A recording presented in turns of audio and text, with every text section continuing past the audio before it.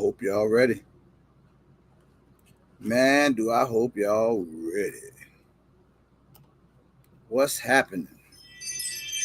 Appreciate everybody checking in early, man. Electric Games, what up? Zeus, Roger Stewart, what up, man?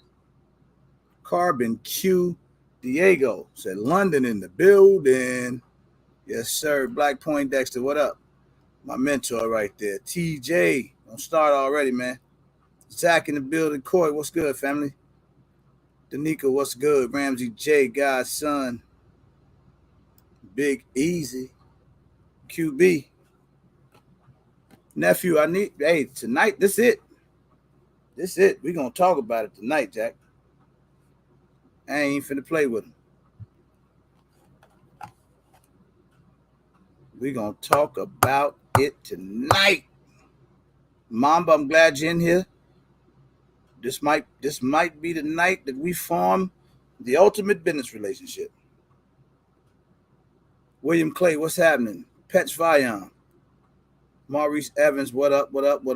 GG, what it do? Deuce Bucks, what's happening?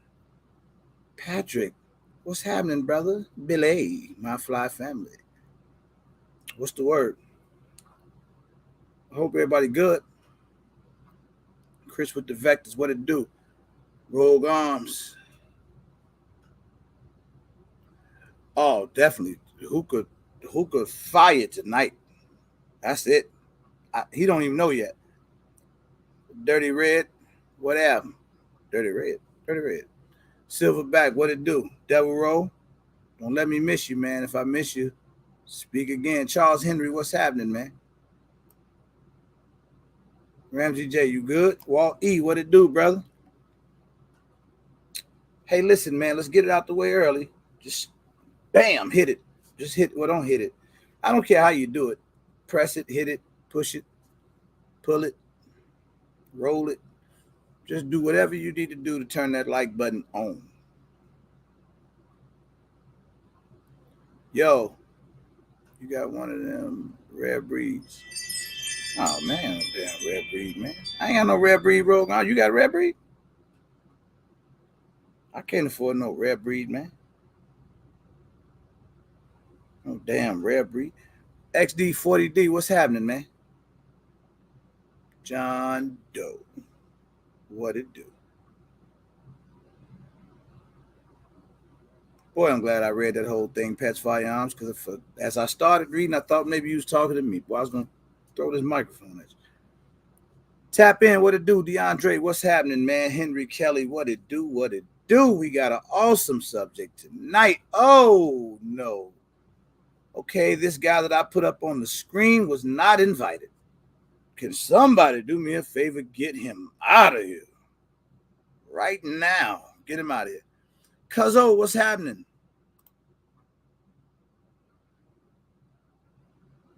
What it do, Cuzzo? Cuz up in here. Hey, Cuz, we going to shoot Saturday, all right? Not outside, though. I think we're going to go inside, because if we don't, we're going to freeze to death. E-Money 202. What do it do? Okay, good people. Check me out. We at 50 people. I'll try to wait till we get to 50 at least before we start talking. Now, he said, I'm here to crush dreams.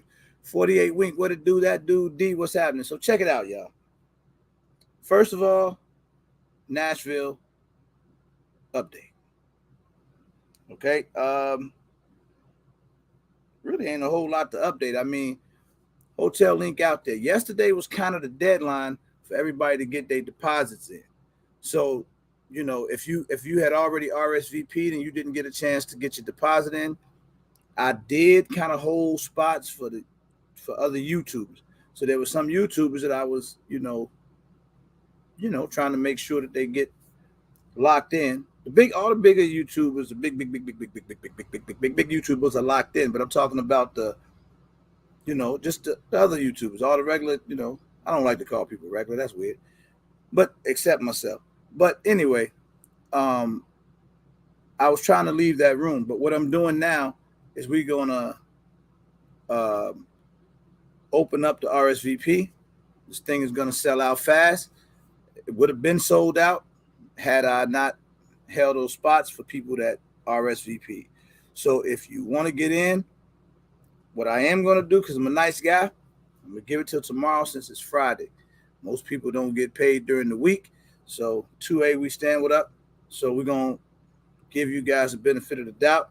So there will be spots open until tomorrow. So then after that, we're going to open it back up. First come, first serve.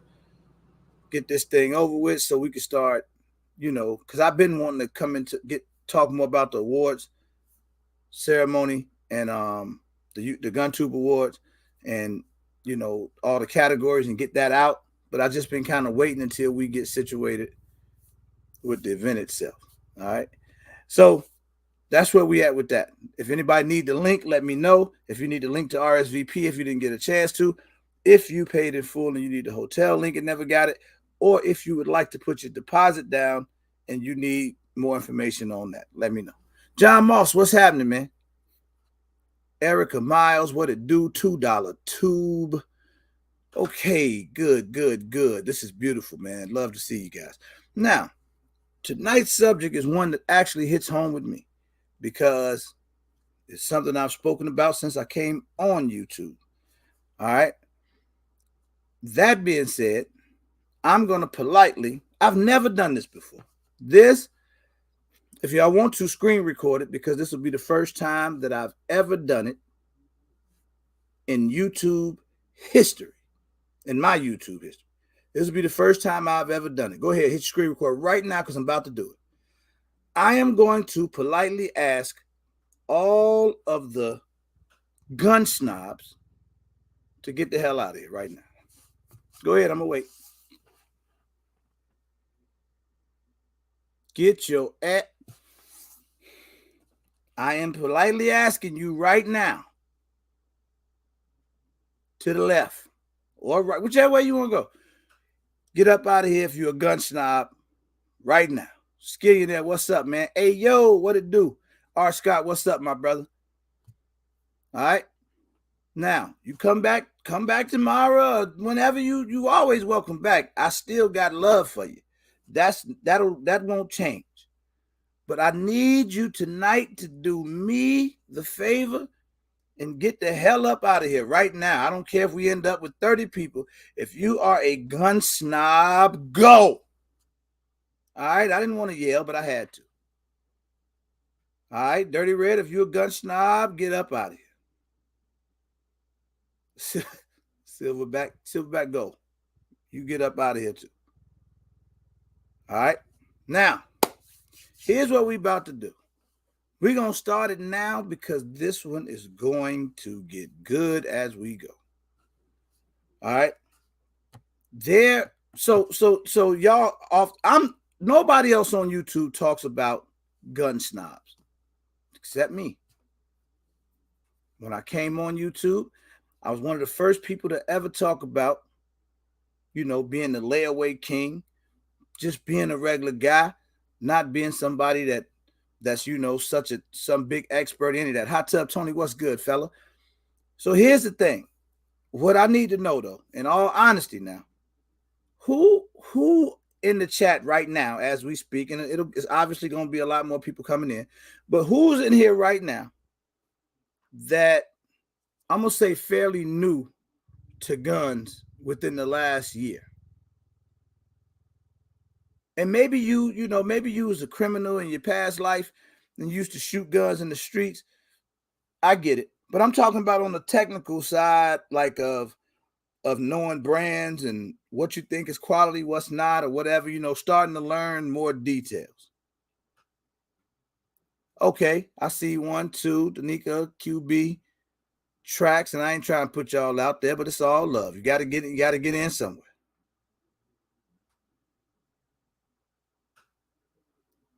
Ramsey J. Okay. This is good. This is really good. Thank y'all for being honest. I swear I asked the gun snobs to leave, and I feel like some of them still in here. If you are a gun snob, I am politely, with all due respect, asking you to exit this live tonight.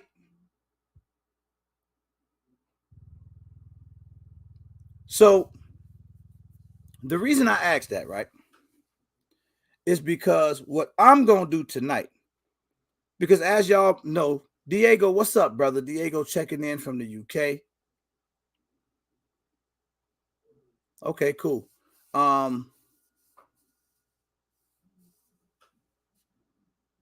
Candy Cane Lane. She said, what was the question? The question was, I'll ask it again. How many people, which I saw a lot of y'all answers. If you answered, you don't have to answer again. How many people recently got into guns within the last year?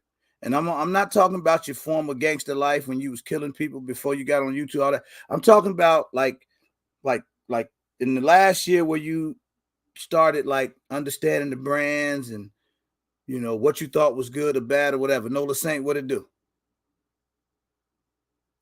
Okay. So reason I asked that question is because again, when I came on YouTube, I wasn't new to firearms, right? But what's been new to me over the last year is learning a lot of the technical ins and outs. Fair enough? So I never knew all of that. And then when I started getting on YouTube, I would hear other YouTubers say stuff like, no, that gun is no good because of this, or this gun is no good because of that. That's a budget gun. And they'll say, and I couldn't stand this phrase. I'm telling y'all, a lot of this is what was a big part of what made me start a YouTube channel, I swear. Because I would hear, oh, it's good for the price. I never understood what for the price meant. I'm being honest with y'all tonight. Let me vent. So that phrase used to confuse me. For the price, is it good or is it bad? Because I don't need the gray area. I need to know, is the gun good or is the gun bad, right? That's just been my thing. So then people be like constantly, oh, that's a good one for the price, or that gun's not too bad for the price. Before I keep going, can y'all please hit the like button? Boy, I've never met so many forgetful people in all my life.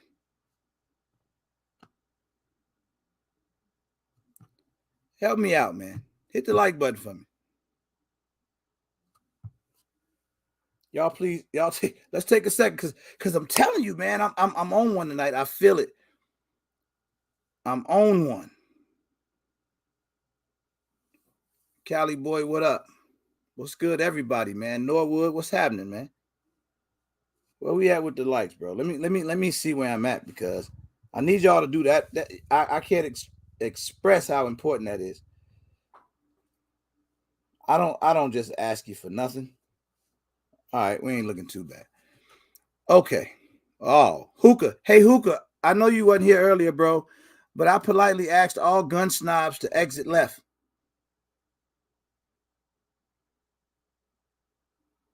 Oh, Candy Cane Lane, that's dope. You got the TX22. Shout out to you. I'm gonna go ahead. I'm gonna go ahead. I mean, Hookah, if you're feeling snobby, bro, just take the night off, man. Chill out. Get you some rest. All right? That's all I'm gonna say, bro. Get you a little rest. Just lay down, man. Because this live might give you a headache. Gravy Davy, what's happening? Roger Stewart, what it do? Allow Arms 2A, what up, bro? Ray Bandit, what's happening? D Brazil, what it do? What's good with you? 350 Legend, what's happening, man? So, as I was saying, I personally didn't understand. Matter of fact, hold on.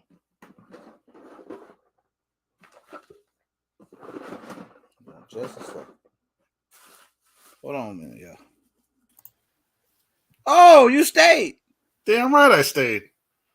Hey, listen, I thought he was gone, y'all, because I politely asked all gun snobs to leave. I thought Hookah was gone. QB, what's up? Double roll, what's up? What's up? I'll be right back. Down? Yeah. All right. What's going on, chat? I know y'all today is the topic of budget guns. John Moss, what's up? Norwood, what's good? Zeus, Gigi, what up? Zidak, Carbon Q, Ramsey J, 350 Legend. What's happening, y'all? So, we're talking about budget-friendly firearms. Give me examples of what you classify as budget-friendly. Are we talking? I'm back, Hookah. All right, you got it. Pets First firearms. of all, I got to correct you because I heard you, and he lied. We are not talking about budget firearms. We are talking about a quality, affordable firearms. See, it's a difference because budget is subjective. Okay. Quality firearms that you can afford.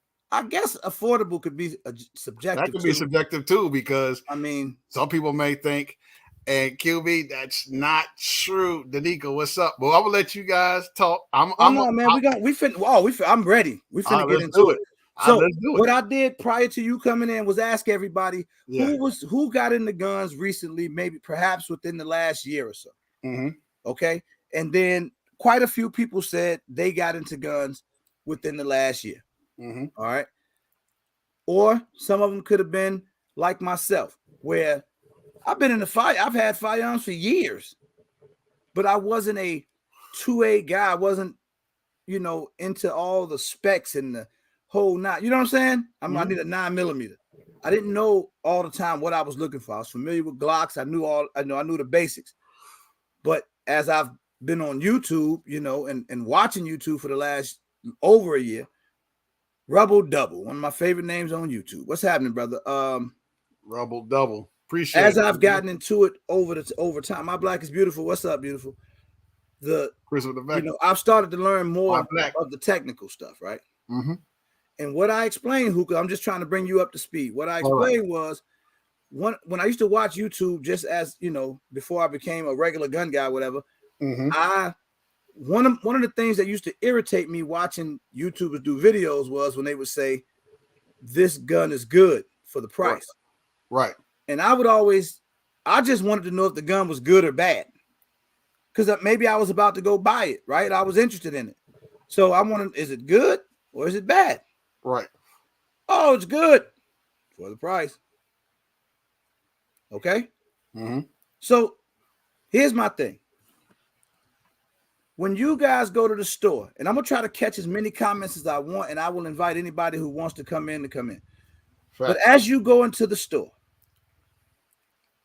and I'm not talking to the snobs. I'm not talking to the well-experienced, the guys who have their brands that they only buy. I'm talking to people who have been into guns for the last year. Gotcha. And you look for a gun. What exactly do you look for? Do you put price, brand name, or what do you put first? What do you put first? I'm gonna post a link for y'all because I got some stuff to talk about. Good question. Really good question. Big Fish, you funny boy. Do you know that that's how I look at gun snobs? I really believe that. Let me tell while I just posted that link, but while I wait to see who want to come in and talk to me about that, and I read some of y'all comments. Skilly say practice first. I mean practice. Pricing first. GG say capacity. Billy say reviews. Time tested without any problems, malfunctions. Price, reliability, available ammo, availability. I like that. Okay, pricing first for Zach.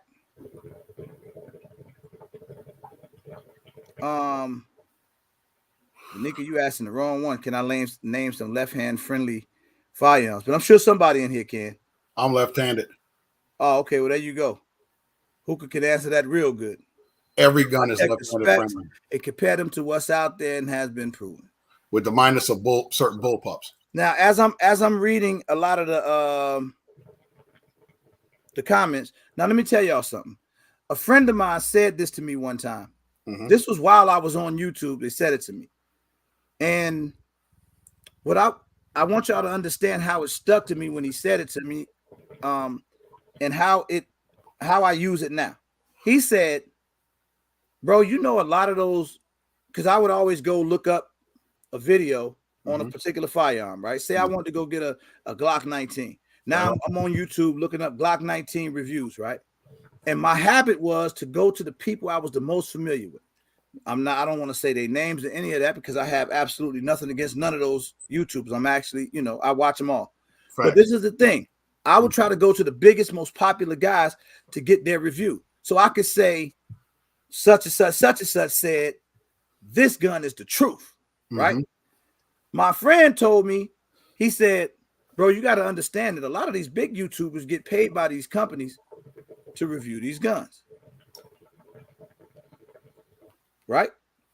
So I want you to think about something. People will tell you, oh, XYZ paid me to do this review on this firearm, right? But I'm going to give y'all my flat out honest opinion. Now, I don't know if they loan the firearms, I don't know the story behind any of it, right? But when he told me that, it made me think harder. Like, that could very well be true. Sharonda, what up? But imagine this. Imagine this. I don't know. I don't want to say a particular firearm. So I'm going to say Hookah Firearms sends me a gun. Okay. Hookah, take this damn gun. I'm about to send you $200, but I need you to go ahead and review this gun for me, right? Let me know your thoughts. Tell your people about it. Right. Hookah get the gun, get the 200. And hey, Hookah, by the way, every time we come out with a new one, we're going to send it to you and let you check it out. You following me? Right. I'm going to get paid, right? And I keep getting a new gun. I'm a YouTuber, so I keep getting a new one when it comes to me. Hey, Sharonda. Boy, y'all better hurry up and listen to me. I hope y'all following. So when this happens, I get Hookah Firearm. Now, I get it. Now, y'all act like y'all don't know what happened. I take Hookah Firearm. I go to the range with it. Oh, man, I'm the gun dope. I'm shooting it. Bam, I got a malfunction. I record that. I edit that out because I don't want that malfunction to show. Had to be the ammo because they told me this gun was good. Then I get in there. I shoot it some more. Gun really ain't running that good. Then it, XYZ, whatever. I come back. I make my video on YouTube. I'm talking about it. How many YouTubers you hear say, hey, man, Hookah Firearms sent me this gun. Man, this is a piece of shit. You hear me? The thing don't halfway shoot. I don't like it. It's terrible. The trigger suck. The barrel crooked. It don't got no sights on it. The magazine fall out. All type stuff. Have you ever heard that? I can't say I had at that to that degree. I can't say I have either. So what it taught me to do was, this is just me though. I don't, whatever you guys do, what you do. What it taught me to do was, when I look for gun reviews now, I try to find damn near the newest YouTuber I can find who doing a review on the gun. Right. Just the absolute average guy. That way, hold on, yeah. I'm gonna post this link, man, because anybody who wanted to buke what I'm talking about, come on. I'm not saying, because I know I'm 100% sure that there's some YouTubers out there that's completely honest. Even the big ones too. I'm 100% sure of that. I'm also 100% sure that there's YouTubers out there that say what they get paid to say. Follow me? So that's why I only take the reviews from, average people. Right. Yo, what up, bro? Yo, what's up? How y'all brothers doing? What's up? How y'all doing? Appreciate the super chat, Dirty Red. What it do, man? Man, this is a real good conversation, man, because when I first got into guns, I thought the same thing. I'm like, man, nobody ever says this gun is bad when they do a review on it. You know what I mean? But I learned on a lot of other reviewers, you got to kind of read between the lines. They'll come up with some negative cons about the gun to let you be aware, to make it seem like they're unbiased about it. And you got to kind of read between the lines and listen to them very carefully. But, But go ahead. I'm just gonna keep going back and forth, man. No. So look, hold on. I want to see what Rebel Double said. He said, RGG, if that's the case, wouldn't a gun snob review on the budget firearms to be more credible than a gun tuber with millions of subscribers? I don't quite understand that question, man. You know I'm slow, Rebel Double. More credible. Okay. Well, to a degree, there are a lot of people will straight out lie and say it's a great gun, but there are people that may not say it's trash. They may say overall it's decent, and they'll give the pros and cons about the gun. I've seen that where they say, okay, the pros. For instance, I have a firearm. It's called the Black Aces Pro Series L. It's a lever action shotgun, one I show a lot. I bought that gun way before I saw any review on it, because I bought that specific gun as a collector from a collector standpoint for its cosmetics. It's a lever action. I had plenty of lever actions. I never had a lever action 12 gauge, and it was budget friendly. Young girls, what up? Dollar Ebony, what up? 6.5, what it do? King Henry 47, what up? My bad. Go ahead. You good? The price is what drew me to that firearm, because there are plenty of lever action shotguns, but these lever action shotguns go for $750 and $1,600. I'm not trying to pay $750 to $1,600 for a lever action shotgun when I can get one something that is from a collector standpoint. I'm not going to use often. It's not one of my guns I use for defense. It's a gun that I have in my collection because of cosmetics. It was $350. Oh, sorry, $650 because the price went up because I bought the one the Plague, which okay, I had to have that gun, so I bought it.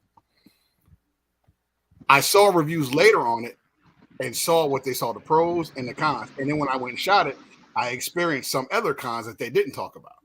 Right, which I still like the gun. I still enjoy the gun, but I know what I can use it for.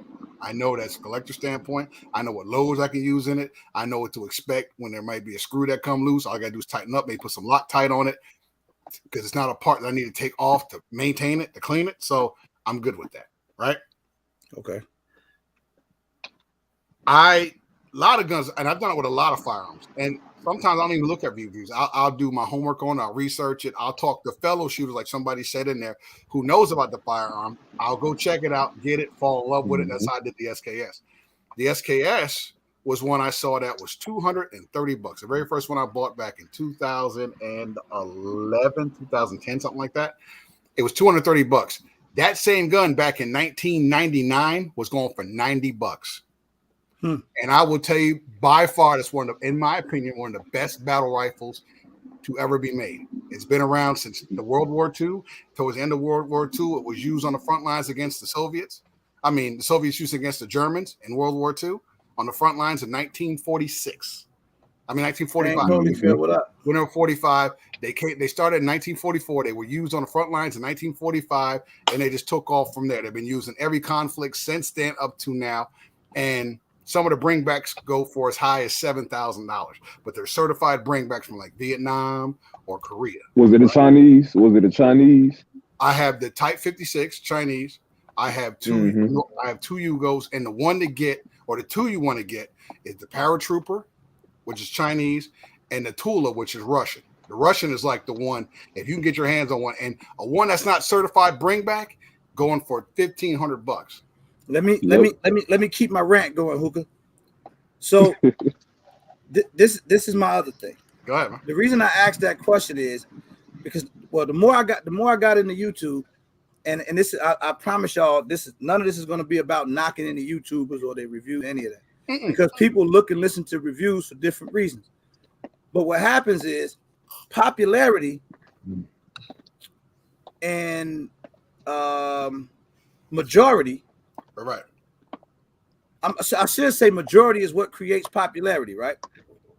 So right now, as we talk, everybody looking for the Smith & Wesson 10mm. Because everybody's talking about the Smith & Wesson 10mm. Right. We really don't know if it's good or bad right now.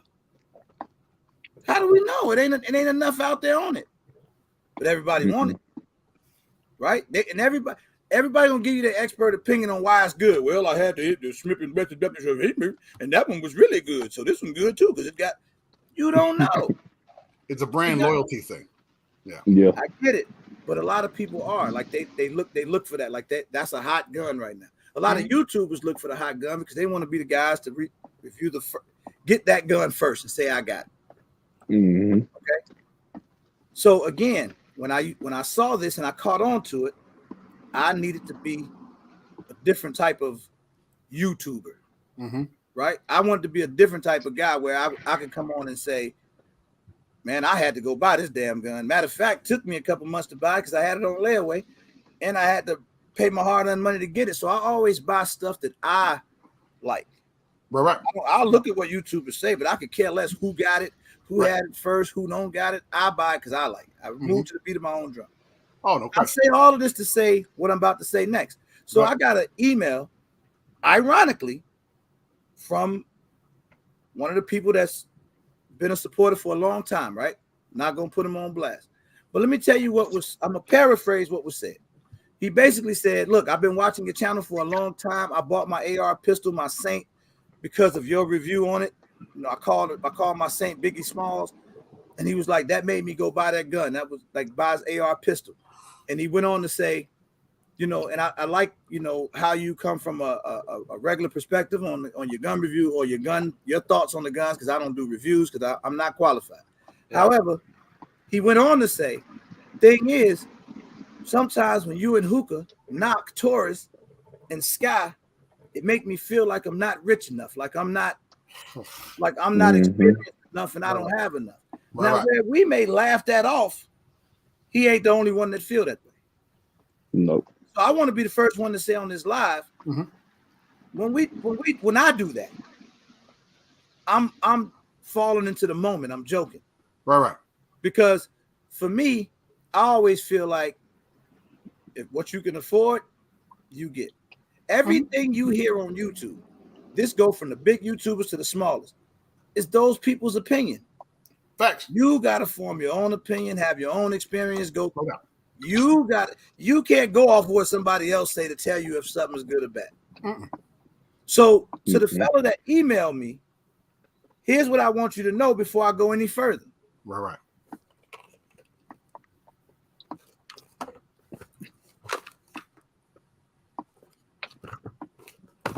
I have them too. I can talk as wild and crazy as I want. I own the guns myself. So if I can take a Sky and go shoot the Sky, or shoot the Taurus, shoot a G2C, shoot a G3C, whatever. Of course, some guns are going to feel better than others. Some guns may even perform better than others, right? But I don't think it matters. I think majority of guns out there will perform and be reliable. That's hard to argue. I agree. It's hard to argue. You know why? Because there's somebody out there right now. When I say this, I want to see how many me's come up in the chat. There's somebody out there right now that got a Taurus G2C or G3C and they never had a problem with it. That's true. It's very true. So if me and you sitting up here saying, oh, and it's funny too. I'm not gonna stop, guys. I think it's funny as hell. But if I come and I'm like, whoa, the Taurus, no, I can't believe you got a Taurus. We joking. It's jokes. Now, the other part of it is, if you sending in guns on Rate My Gun, then you send me a plain ass Taurus, of course we're gonna be like, oh, come on, man. You know, after somebody just sent a staccato or something, you know, you're looking like, yeah, bro, that ain't getting it. Even if you sent in a Taurus that had an optic cut and it was Cerakoted or something, maybe we could talk a little bit more. Who could say he don't give a damn what your Taurus got on it? It's a Taurus. But here's the other side of it. They talk about the Skies, right? I'm not here to co-sign Sky because I'm personally not a fan of it. But do I think the gun works? Absolutely. Not only do I think it worked, I know it worked. If you don't believe me, go ask who if the Sky performs and if it works. Now, I'm not telling you to go out, shop and buy a Sky before you buy a 365, but I am going to tell you that if you only got $300 and you need to get a firearm and the Sky's the only thing that you can get, I'm going to tell you to get that Sky rather than nothing at all. Somebody said something cool to me today when I was talking about doing this show. Well, some people will say, right, And maybe this is you, Hookah, or Big Fish, or any of you other gun snobs. Some people might say, well, before you buy that Sky, I would just say save a few more dollars and go get you a Glock. What if the time between I need to get the Sky and the time I can save the money to get the Glock, my life is in jeopardy? Depends on how much you need that firearm at the point. Yeah. Oh, that's true. 100%. Right, Dan, what up? True. Facts. The thing about budget guns is that they're there for a purpose. You know what I mean? So, I mean, gun manufacturers understand that people can't afford certain things. So you have lower end manufacturers. You either have maybe a standard manufacturer like Smith & Wesson, who has the SD, budget pistol. You see what I'm saying? So they understand that, you know, and they pretty much, the way I can explain it, they make the best gun they can for that amount of money. Like a $350 pistol is a $350 pistol. It may be a good pistol, but the $500 pistol is probably going to be a little bit better. You know, brand considered. You know, it's a lot of things that play into effect, but they make the best gun they can make for whatever amount of money they're selling it for. This is why I rock with Devil Row. Listen to me, because the boy he ahead of me. Because I was just about to talk about this.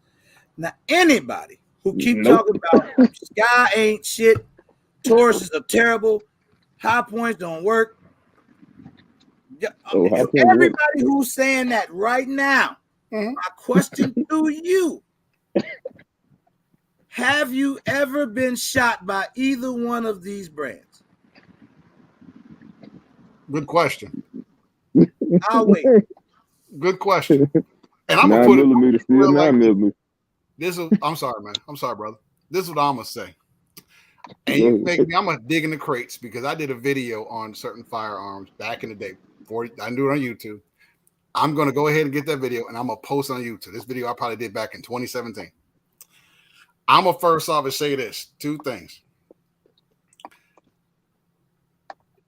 I don't criticize a gun that I ain't got or I ain't shot. That's number 1. I've shot the Taurus. Wasn't a fan of it. It had cycling issues on the one I shot. I shot the P320x5 G2C. Right? I don't want to cut you off, but can I ask a question? Go ahead. Can any gun have cycling issues? Yes or no? Oh, of course. Okay, I'll let you finish. Some more than others. It's just I'm only speaking for the people that's newer to guns right now. And here's the deal. This is my second point.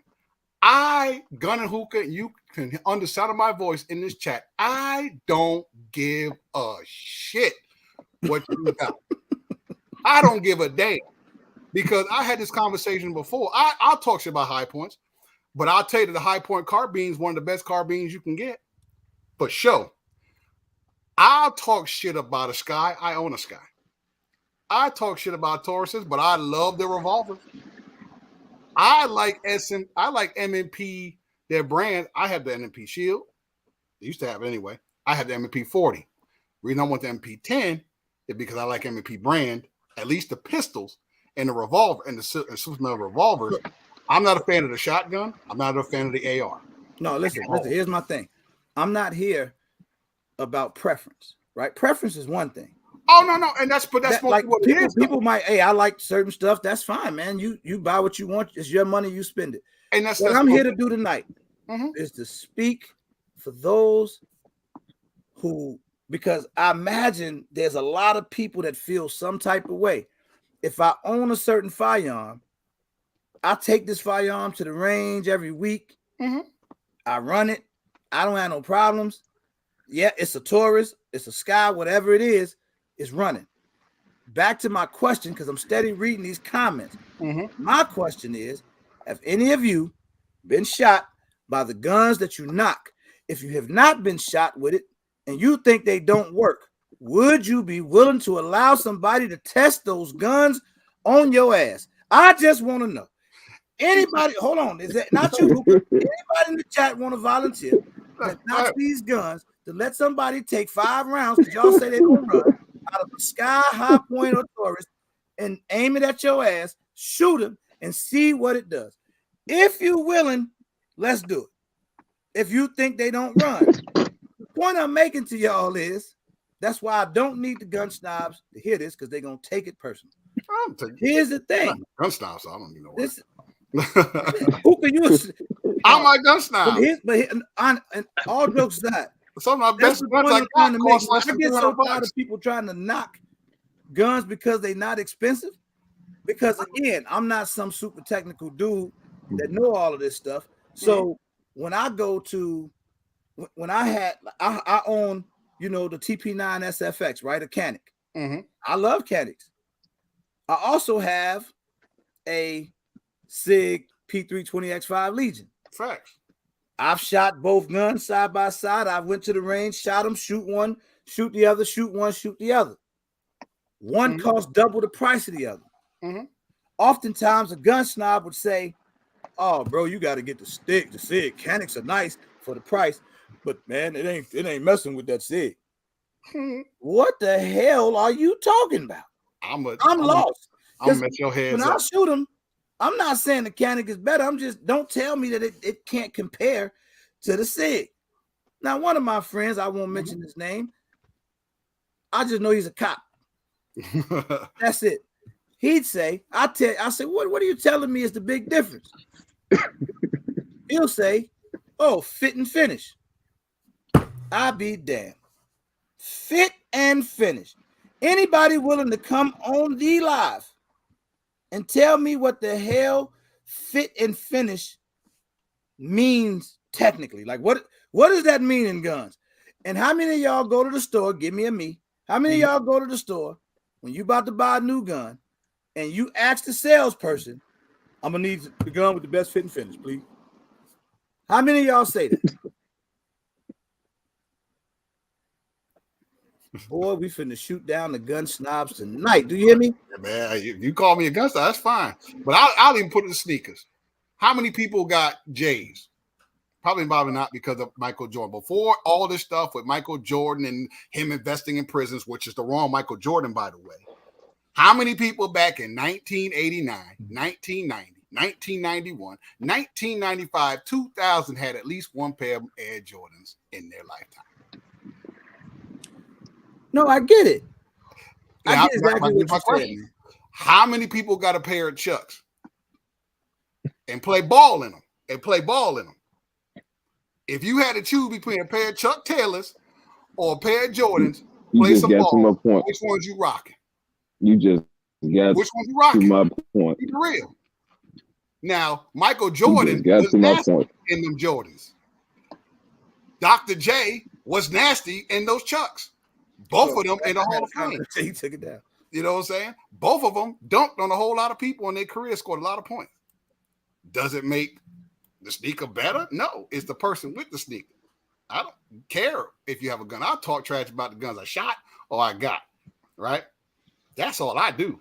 I give you a slight pass because you have so much stuff that nobody else has. You're into a lot of big boy stuff that's really different. Some of the rounds you talk about, nobody's ever heard of. Those are the most expensive guns I got. So I like to give you a hard time and call you a snob because of that. But who I'm talking to now is those snobs that only think I can buy a Sig, FN. You know, every gun got to be over $1,000, $1,500, and I got to be the first one to get this, and I'm doing that. Those are snobs. And what I'm trying to do, D-Man, what up, is let people know that there's affordable options out there. Absolutely. That will do you fine. Absolutely. You'll be just fine with these affordable options. All right. So when I talk, the video was quality affordable guns. Basically, and we're gonna kill the myth. So the myth is certain, if the gun, if it's a Sky Taurus, and I use those because those are the ones that people mainly bring up, right? That those guns are just terrible and you shouldn't buy them. That's the notion. So then I think about it sometimes too, because there's so many people that own these guns, and people really listen to this live. People watch our videos as YouTubers, and they hear us saying this, and somebody out there feeling bad, man. Right? And this ain't a sympathy live because I really feel this way. So this is not a sympathy live to me. I feel this way. Like, I don't think that there's nothing wrong with those firearms if that's what you have. Right. Oh, facts. So you're gonna be just fine with them, and those are not the only ones. We had some some guns that we pulled up. Like, to me, when I talk about affordable, I'm talking about probably $500, maybe $400 or less. Like, to me, that would be affordable to everybody. That's a whole variety of firearms you can There's get. a lot of quality firearms you can buy. Absolutely. Oftentimes they're gun snobs, and they'll say, hey, this is if I go and get, this always gets me, man. If I go and buy a Glock 43 or Glock 43X, there's somebody that's gonna say that's a great budget firearm. Man, who the hell are you talking to? I don't know about Glocks. I don't know if here's the killer part about Glocks. No, but to me, that's not a budget firearm. I mean, okay. See, budget is subjective, right? Depending on how much money I got. It's depending on how much money you want. If my budget is $500 and I go buy a gun that's $475, I'm at the top of my budget. That's not budget. It's not necessarily how much you can afford; it's what you're willing to spend. Because before the plague, you could have got a whole lot of Glocks for less than $400. Yep. No shit. The plague messed up people's mind because they paying more money because of whatever the reason that they charging more is why they paying more. The only Glock that I saw that was before the plague that was $700 was the Glock 19X, and I'll be goddamn if I spend that much on a Glock. Anything. The most I spent on the Glock was how much was the 19X? 19X was $700. No way in hell. And I'll be honest with you, I didn't become a Glock, and I knew about Glock since the 80s. Most of us probably have.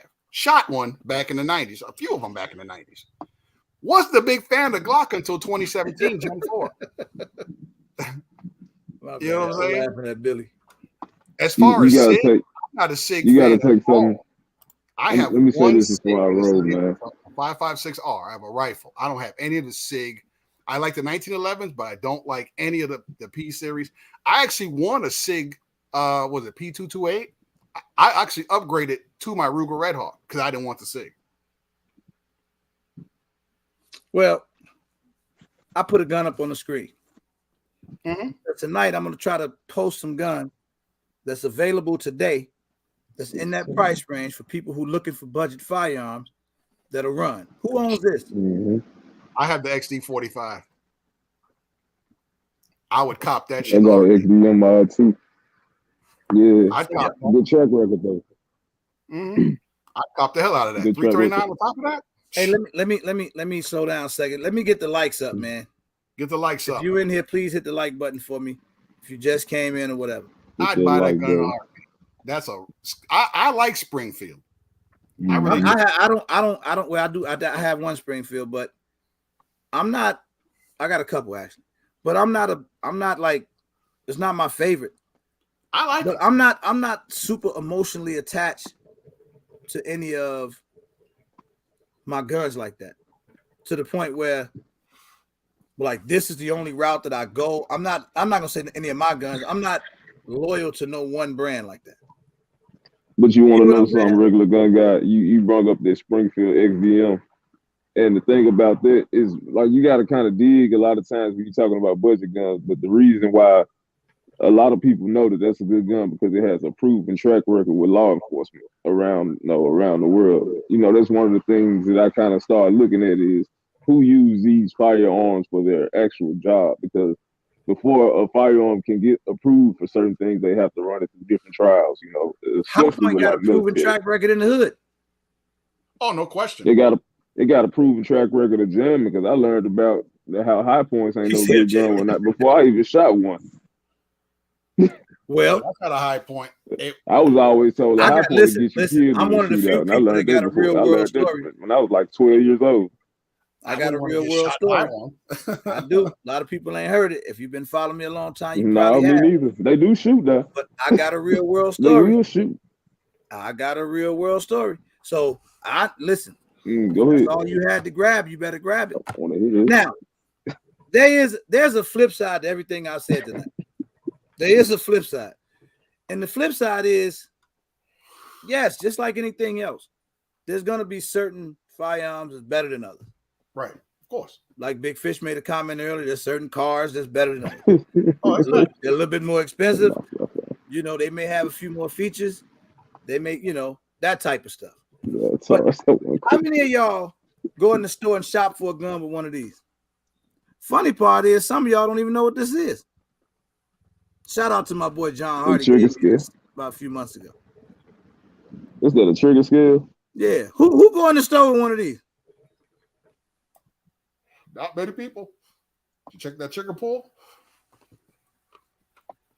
I just bring that up to say. Can you really tell the difference between 4 and 6 shop like snobs talk. Like the majority of people don't shop like snobs talk. Like people buy guns. There's people that buy guns and watch this. How many people buy guns because you like how it look? I bought quite a few because of cosmetics. I have too. I bought the Kel-Tec Sub 2000 because I thought that. I was like, what? Oh, it do what? Horrible. Boy, stop playing. Let me get it. Yeah. Who could say horrible? I've never had an issue with it. Not a fan. Here we go again. Not because of the price. All of my fellow Kel-Tec Sub 2000s. Mm-hmm. Please X the last statement by Hookah. That is solely his opinion. My opinion. I say it all the time. Gunner Hookah. Zach don't like the Sub 2000 either. Not a fan. Mm-mm. Why you don't like it, Hookah? How many times it jammed on you? I've shot it one time. It's cycle. I just don't like. I don't like the. Fair enough, because they run right. Some people don't like it. No question. And some people complain about, like what is it called? A sight radius. Mm-hmm. How it's hard to get get into the sights on the Sub 2000. Mm-hmm. I've heard that complaint before.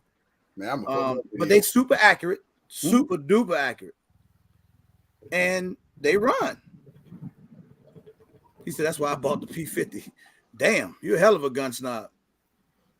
No, the P50 is nice though. I didn't like the P50 when I first saw the picture, but when I seen it in person, I actually like it. I would consider getting one at some point. But again, I bought that gun because I like the way it looked.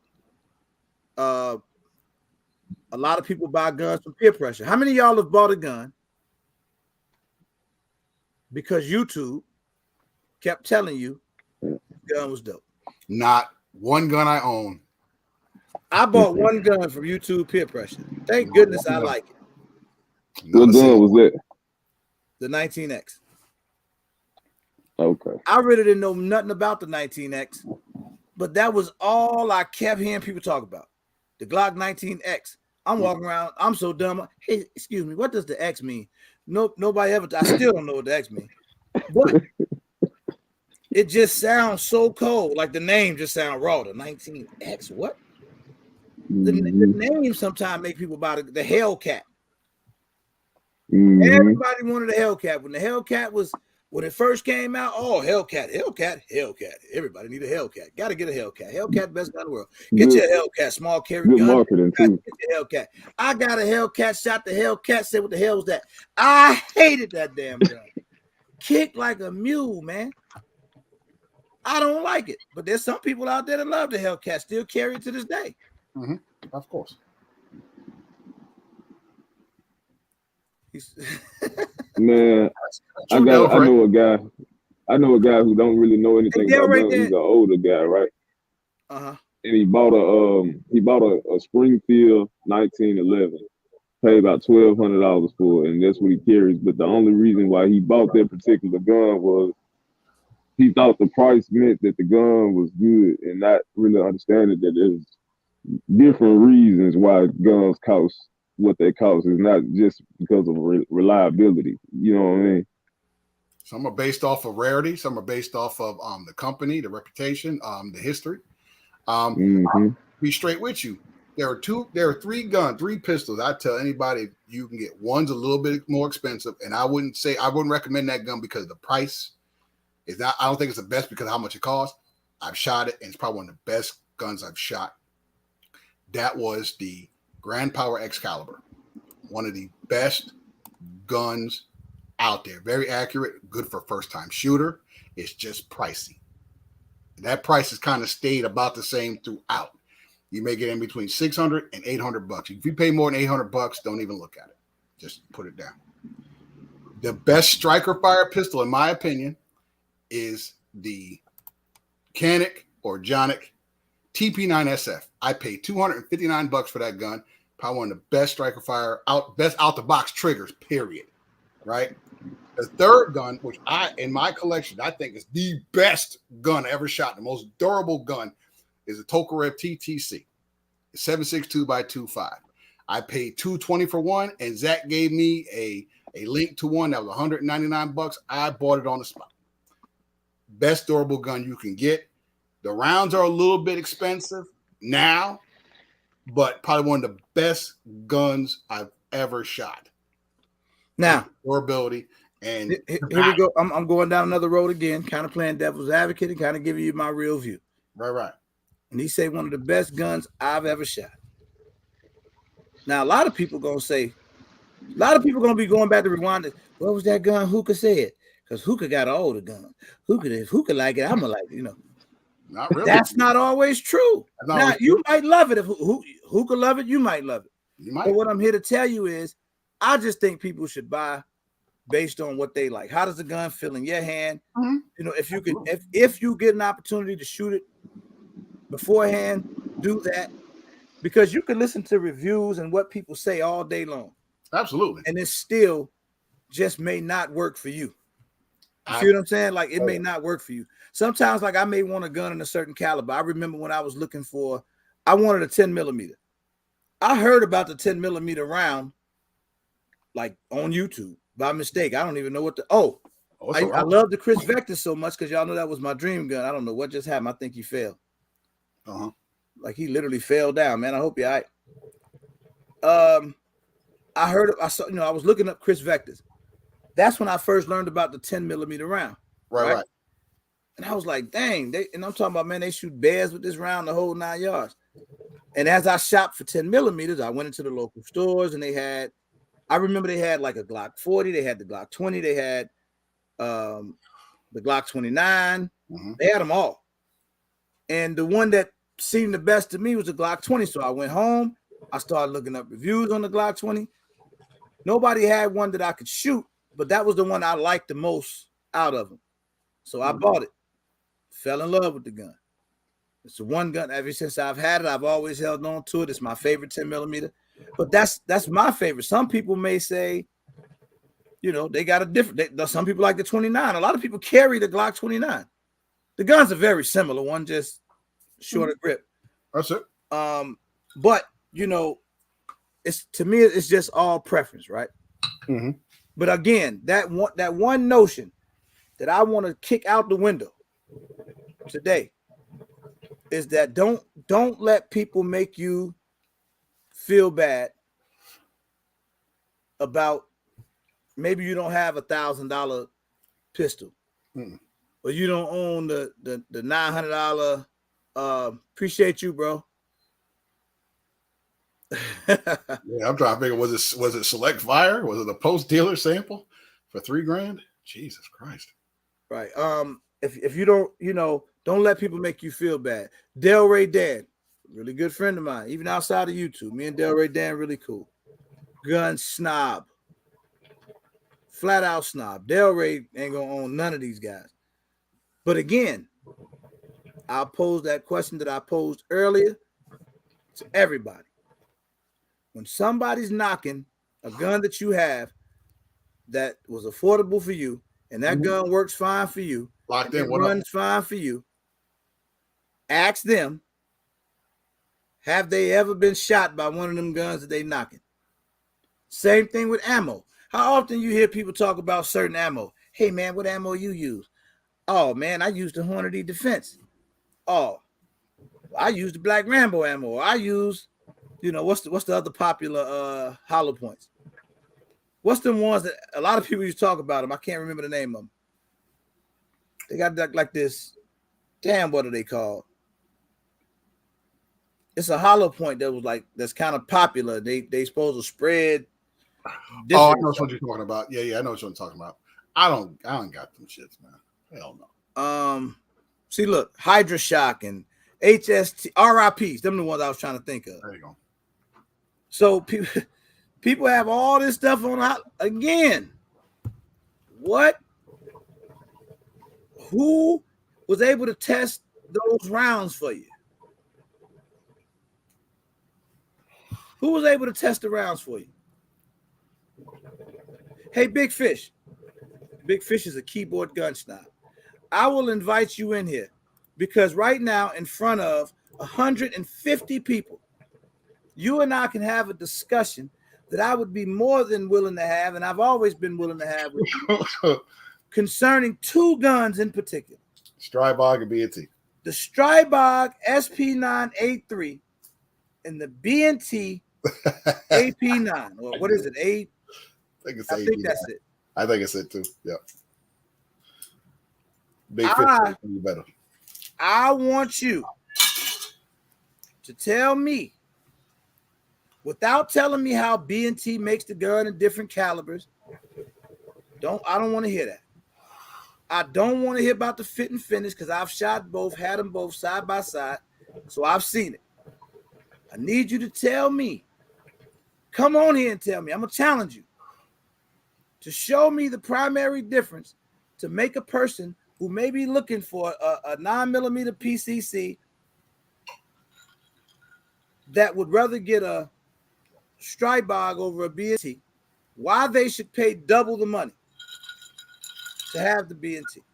Matter of fact, not only Big Fish, I challenge anybody, even Mr. B&T himself, if he's listening, to come in here and explain to me how and why the B&T is so much better than the Strybog SP9A3 in particular. That's what I need to know tonight, Hookah. Mm-hmm. Once and for all, let's settle it. My challenge is out there. You put it out there. I didn't put it out there. The link is out there. I like the Grand Power brands. I like the P40. Man, let me tell you something, Hookah. Mm-hmm. It was so bad that the boy made me go to the range and find out what the hell the B&T was. Called a buddy of mine. You know, that's one of the perks on YouTube. Mm-hmm. I can always find somebody that own those guns, right? So I had my buddy bring the B&T, and we shot it. And the funny thing was he had never shot the Strybog before. But what I need you to do is tell me. Here we go. He's talking about what's proven in the military and all of this. People out here talk about how the 19X is a great gun. What was the gun that was adopted to the military when the 19X didn't get there? The Sig. Is that Sig gun that much better than the 19X? Hell no. Stop playing with me, Big Fish. The best. First of all, second of all, we're not in the military.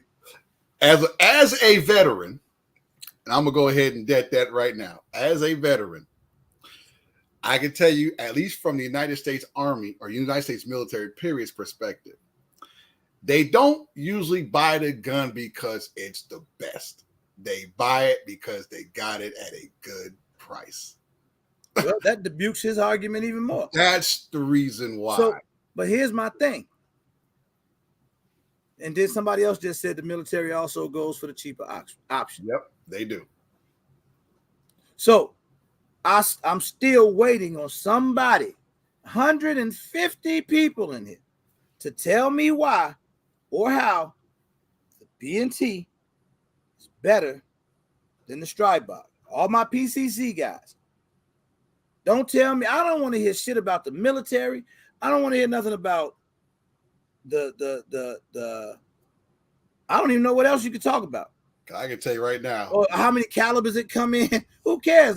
That one gun shoot that one caliber. The G36 is nice, but no one can get it because it's select fire. You know what I mean?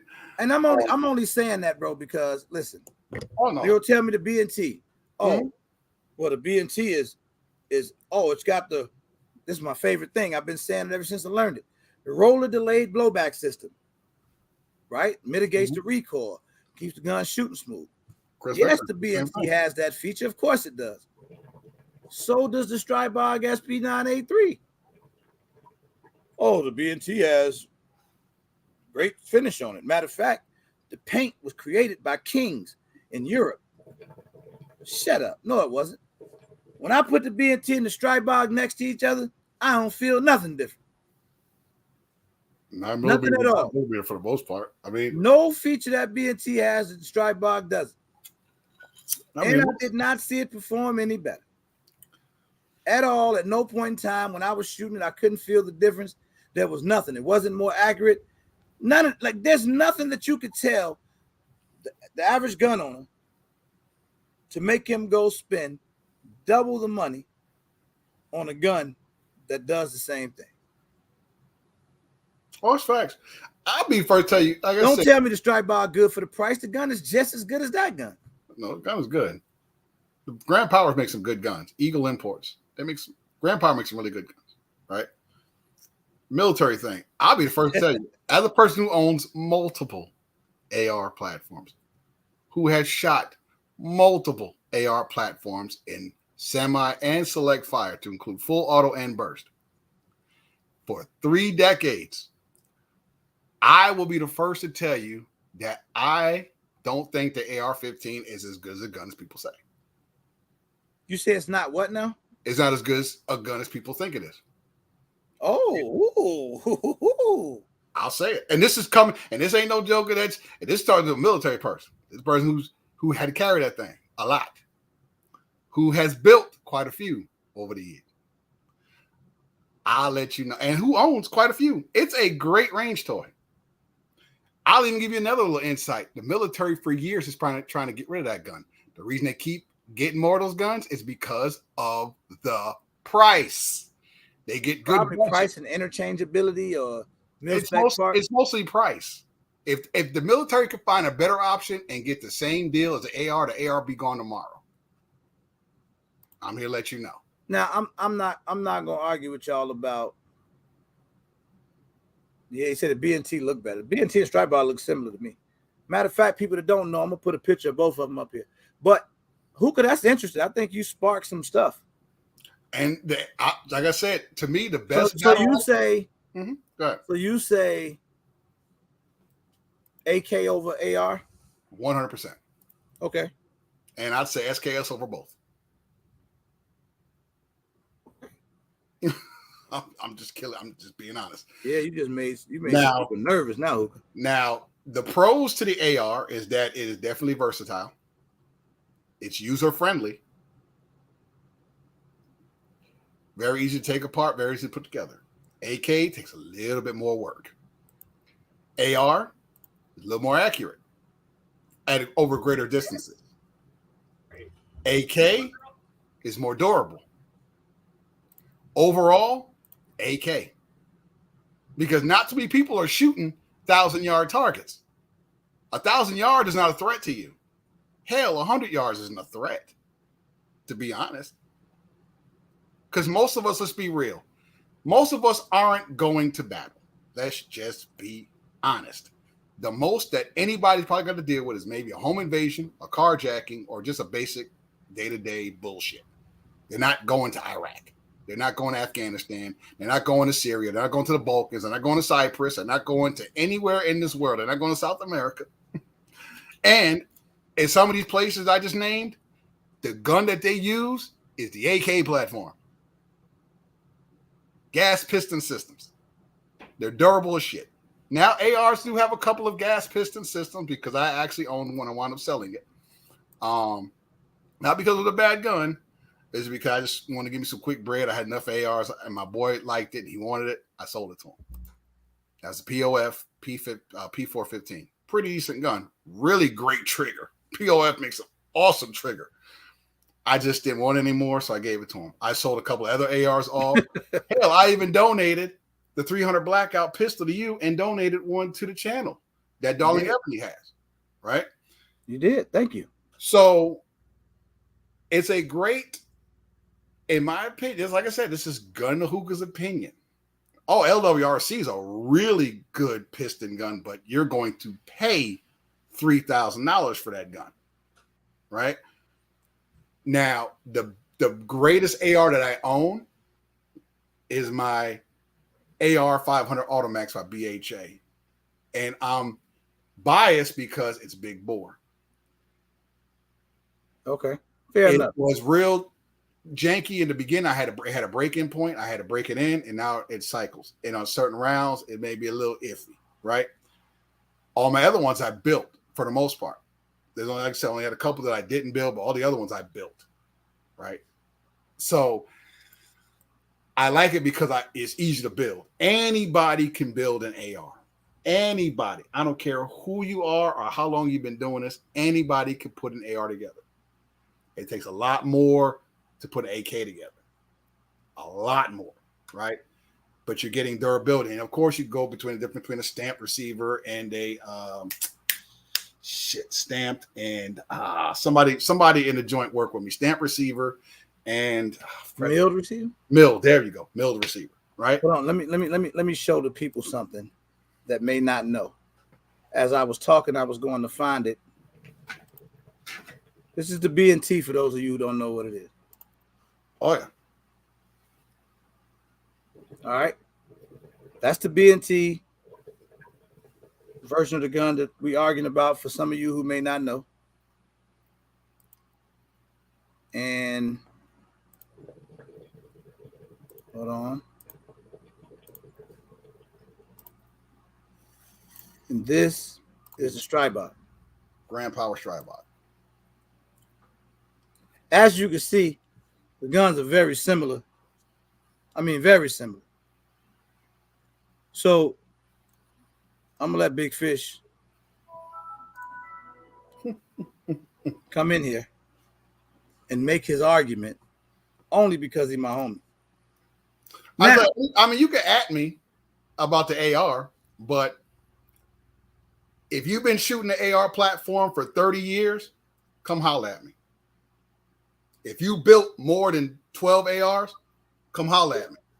In multiple calibers, come holler at me. If you just 2, 3, 5, 5, 6, and you've been shooting less than 30 years, roll with me on this. Stay at the crib. Now listen, I'm gonna let Big Fish in here, and my challenge to him is gonna be: don't tell me how many calibers that come in, and let's not talk about the military, and we don't want to talk about fit and finish. Now let's just talk about the difference in the gun. Well, Big Fish, Lil Bo, ladies and gentlemen. Who said that? Yo, it's good. What up, dog? Somebody cares, Marlon. Yo, to Gunna Hookah's point about military contract shit being not that good, yeah. I mean, sometimes they buy cheap shit, but this contract was a very specific contract. It's for like CID and security service details. So it's not going to every E3 and E4 in the military. You know what I'm saying? It's for a very specific role.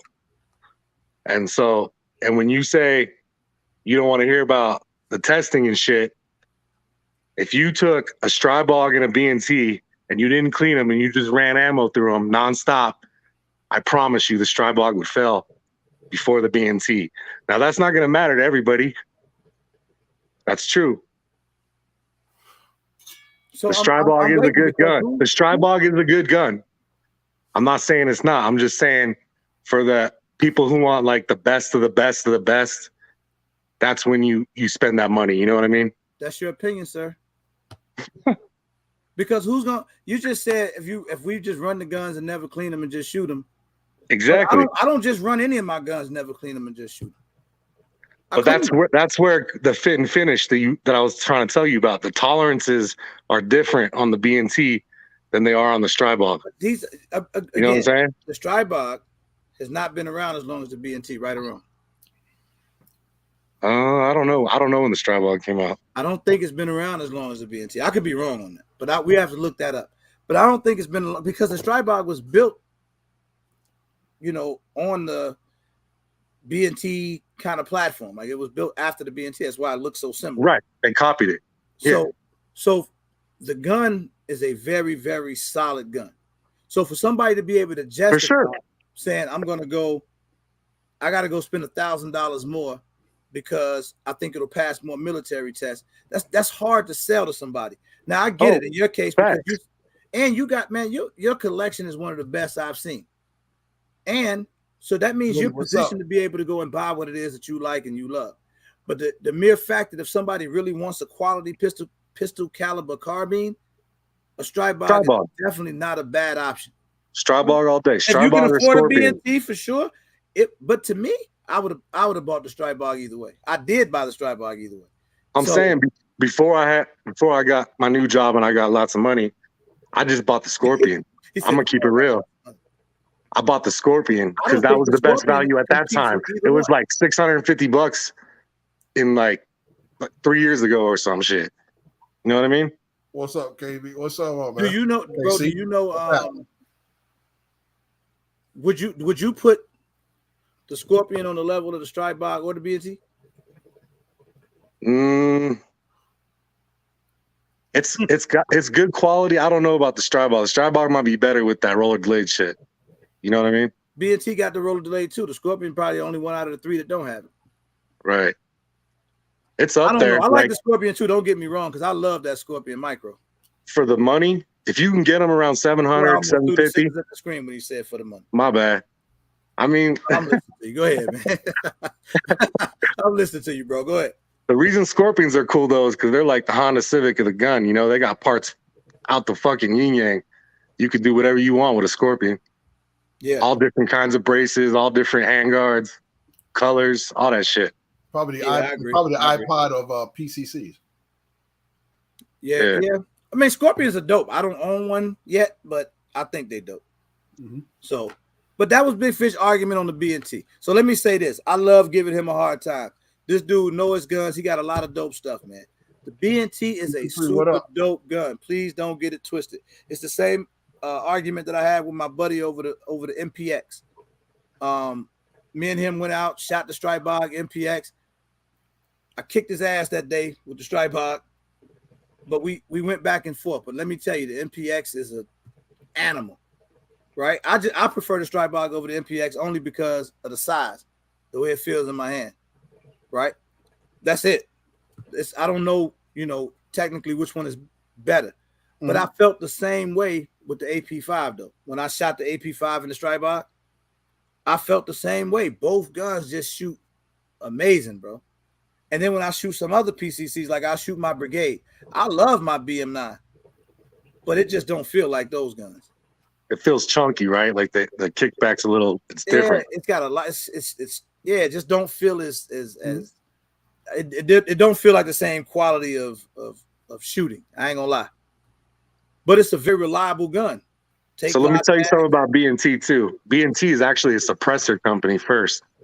Like they made suppressors for HK and military contracts, and then they started making guns. So that's why when people say shoot it suppressed and you'll see the difference, that's because they're a suppressor company. You know what I mean? They design them around being suppressed. Fair enough. What about those? What about like MP5 clones? I'm just getting into the MP5 thing, the last few months because I keep hearing it. Just my God. PTRs. Shout out Mamba Tactical because he hooked me up and got me that Sentry. So that Sentry is made by MKE. Sentry just imports it, and MKE used to make them for Zenith, and then they had a falling out with their contract. So now Sentry or MKE, I'm sorry, MKE made them for Zenith, and then they had a falling out. So now Sentry imports them for MKE, and it is HK Tooling. Like the Turks own HK Tooling plant, and they bought the rights from HK. So you're getting real HK shit. You know what I mean?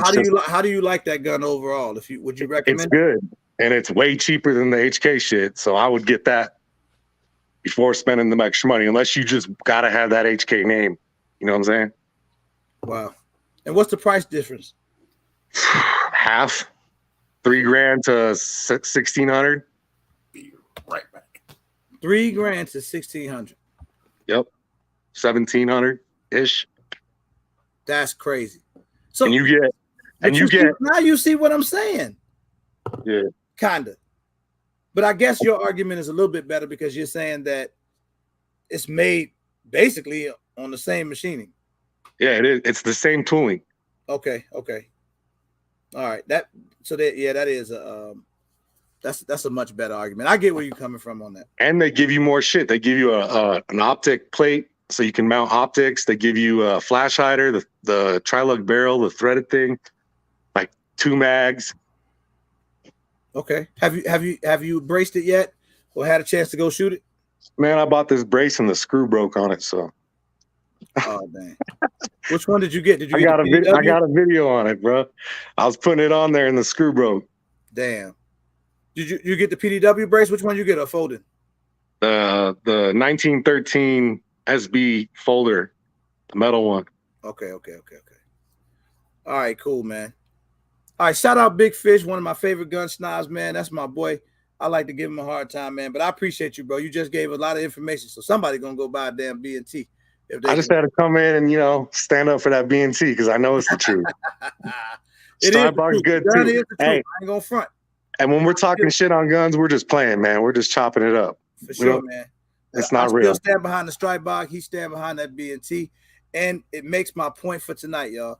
It's preference in my mind and what you can afford. So I appreciate you, brother, as always, man. All right, peace. All right, bro. Now, Silverback brought up the X-Star EP9. Okay. And it damn near, as far as cosmetics, damn near looks like almost same similarities, not completely the same. And like Strybog and B&T? Yeah. I hear a lot about that gun. I also hear a lot about the what's that, Foxtrot? Now we kind of moving into the PCC world. Right. All right. Again, there's some budget PCCs out there that's quality. And then there's some pretty expensive PCCs out there. When you start getting into B&Ts and MPXs and what's the other ones that's up there like that? With those AP5s and stuff like that, man, you talking about some money. You up in that $2,000 plus. CMMMMMMMGs. Oh yeah, you're paying some money. You up there then. You're paying some money. But there are guns out there, like I think that X-Star. Deer Meat. What up? Deer Meat, what up?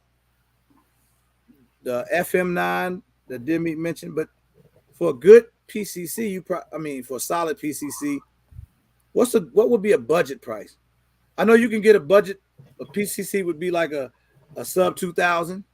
Would be a budget PCC. Mm-hmm. The Pac-9 from Charles Daly would be a budget PCC. So if y'all looking for like pistol caliber carbines and 9mm, budget, that would be the way to go. Hey, Courtney, you ain't said nothing though. If that AP5 run like that SP5, so what? What are you saying? So I'm gonna say it when some people won't, Hookah. Go ahead. A lot of times this becomes a who got the bag game. Let me talk to you.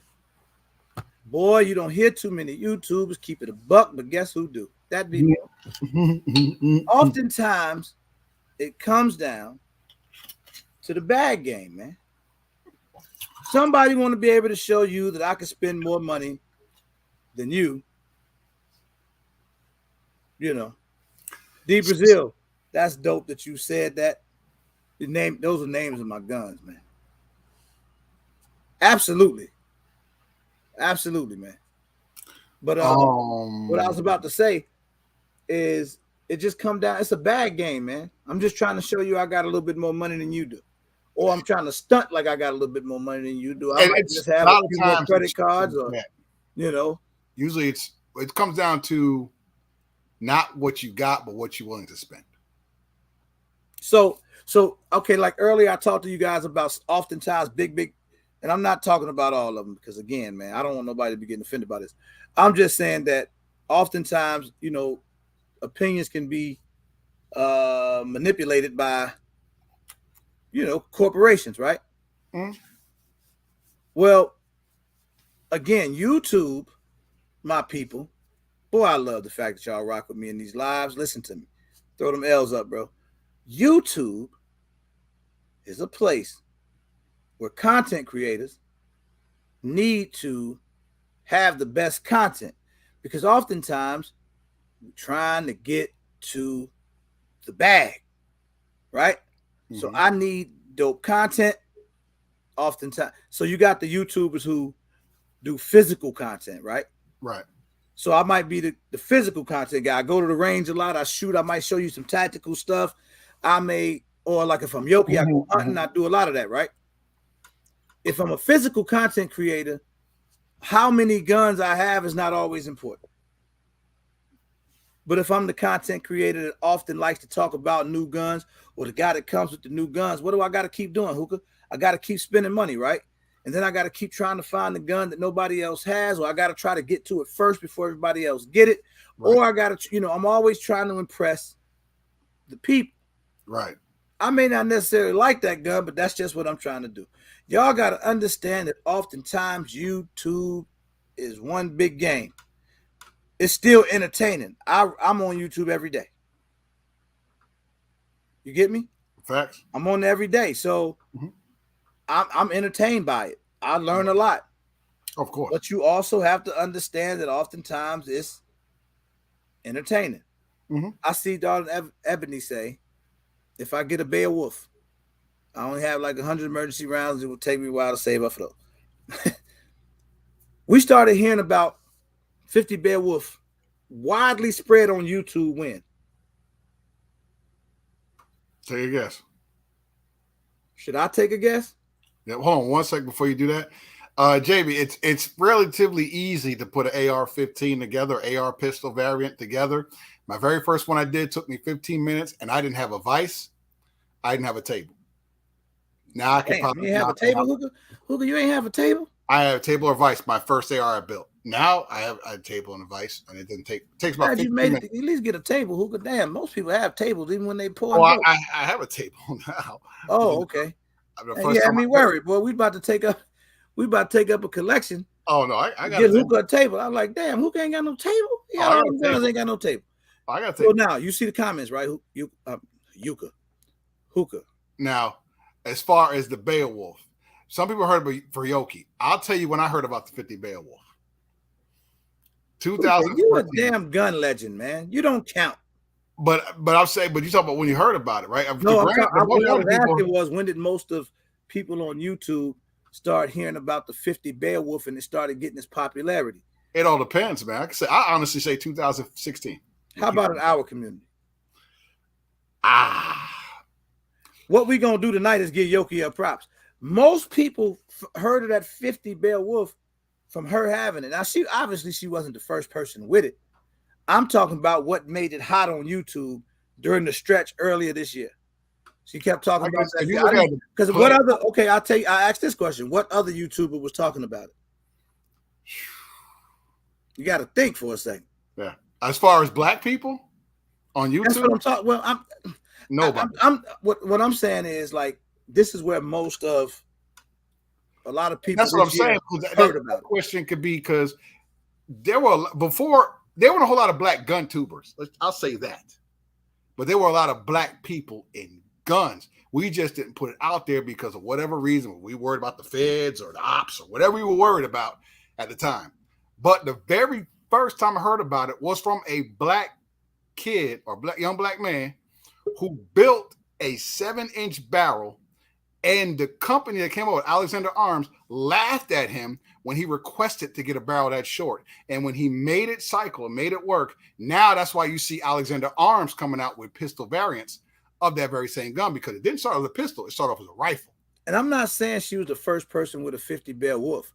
I'm saying she's one of the people that made it popular. In the play, I'm talking about over these last 7-8 months when she started hunting with that mug, and that I'll give her popular amongst her thousands and thousands of followers. I'll give her gun two props. I'll give her props. No question. I'm not saying that. I'm just saying it's subjective because it all depends who you ask. Roadblock, what up? Right? What's good, bro? Yeah, they're gonna say, "Yo, man, how you feeling, bro?" Right, I'm good, brother. What's up? What's up, guys? What's up? What's going on? Of course, she made it hot. Right? She's hunting hogs with the shit, so she made that joint hot. That's all I was saying. So I'm not gonna take her props away from it. Most people, I was just saying that a lot of the people in the community heard about or started hearing about. That was the first time I ever heard of it. I didn't know what a 50 Beowulf was, and the first time I shot one was when I shot hers. So I never even knew what it was. But that's just me because, bro, I was in my neighborhood. We ain't had no 50 Beowulfs. I guess that's what I'm saying. It's subjective on who you ask. Yes, like, it's gonna be like, yeah, I heard about it when Yoki shot hogs with it, but I heard about it. Hell, I built 2 of them before that video even came out. I'm saying, if you're a gun enthusiast, of course, Hookah. But that's what I'm saying. It's subjective. There's probably a bunch of people out there. Oh yeah, I knew about the 50 Beowulf back in '63. I get it. I'm talking about like in this current age of people as being far on as YouTube. Black That's what they gun tubing post plague. Absolutely, Yoki gets props. Yoki gets props, period, because she's a beast at what she does. She's out there hunting. She's out there. And I wasn't trying to make it a Yoki conversation. I was no. But she's an impact. She's an impact in this joint, right? Anytime I see Black people, especially Black people, how you feeling, young blood? Because we walked the gauntlet to try to get Black women their props when they weren't getting their props. I can take it back to Stagecoach Mary, Mabel Williams, Ida B. Wells Barnett. These sisters were in a plethora of more sisters that were in this gun game. So when you see sisters now getting into this joint and getting into it as hard as they are, you got to give them their love because they deserve it. They've been doing it for 200 years, right? So I was one of the first people. My bad, Hookah, my man, COVID free though. I gotta. Oh man, congratulations, up, bro. Man. Congratulations. Well, I'll say one thing about your one thing about Yoke Gang is she got a large collection, but on top of that, she shoot them. There's a lot of people that go out there and buy guns, and them guns just sitting there safe. Like they shoot it one time, they bust 10 rounds through it. They be like, "Oh man, that's dope." Oh, no, or they get on TV, or they get on YouTube and be like, "Oh, this is my baby," but how does your baby?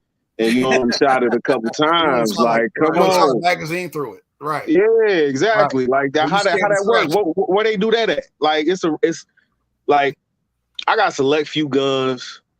I got a plethora of certain guns, but I shoot them. You can hand me any pistol in my safe, and I can shoot it the same as the next one.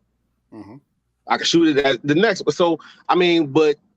What you were saying, RGD, about the cats that buy the guns and they got to keep buying them. It's like, because this is what I got to do. I got to keep buying them. I got to keep buying them because I got to keep that content up. I gotta have that stipulation because if I don't, my views gonna go down because they know me as the dude that go buy these guns. Right. So, I mean, everybody got a bag. Everybody got their niche. Everybody do certain things. So you just got to carve out what you feel, but. You know, it is what it is.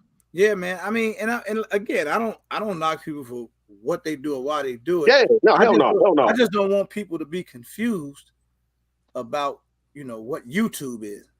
Oh, YouTube is entertainment. You know, when you get ready to go and purchase your gun, you know, I'm flattered when I hear somebody be like, "Man, I watched your video on such and such gun, bro. It made me go buy one." Well, the first time I saw a comment like that made me realize, like, damn, you got influence. Conscious of what I'm saying. You got influence. No, you should be conscious. That's when I stopped saying I don't do reviews. I just give you my thoughts. Give your thoughts. You know, because I'm not qualified to do reviews on them. Because I can't tell you. You can't figure weight. I can't tell you how fast the bullet travel. I don't know any of it. But you do the trigger joint, man. You prove that it works. So you can't really say that you aren't influential in it. It's this thing about gun snob, gun expert, don't matter. Some people been doing it 30, 40, 50 years. Some people been doing it 2 years. I don't care. Everybody brings something to the table. And when you see people who look like us,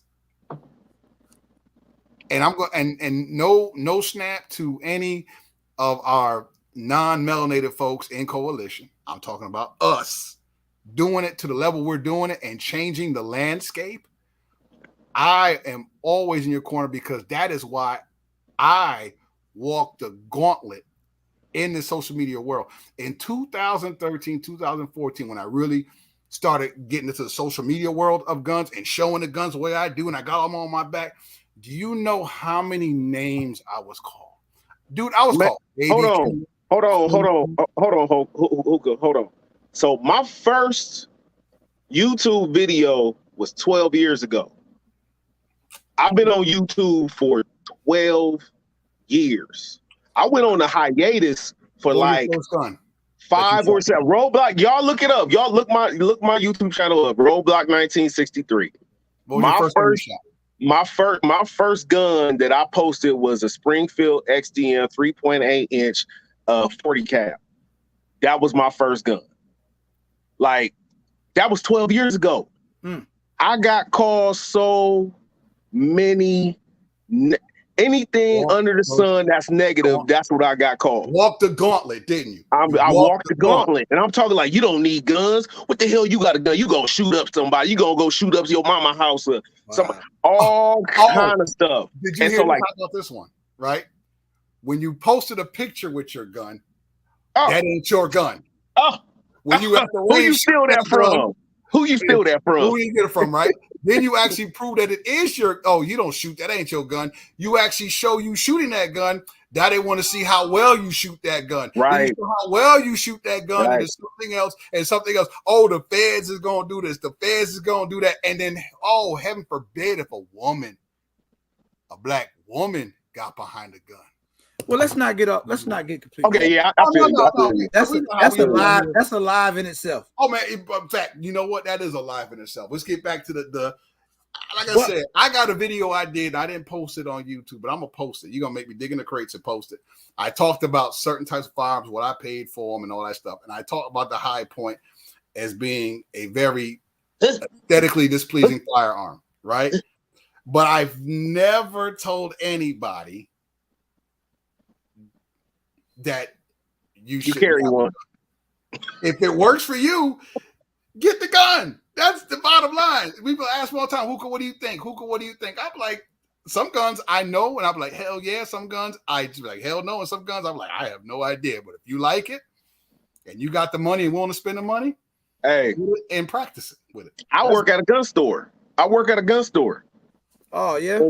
And cats will come in there and be like, hey, you got a High Point? I'll be like, I mean, yeah, but there's some other options out there if you want to go towards that. Like, nah, I want that High Point right there. Good point, man. Hey man, I'm not about to pull your leg. I'm not about to force you into anything you don't want. I can try to guide you a little bit, throw stuff out there every day. But hey, if you want that High Point, then brother, go ahead and hit that.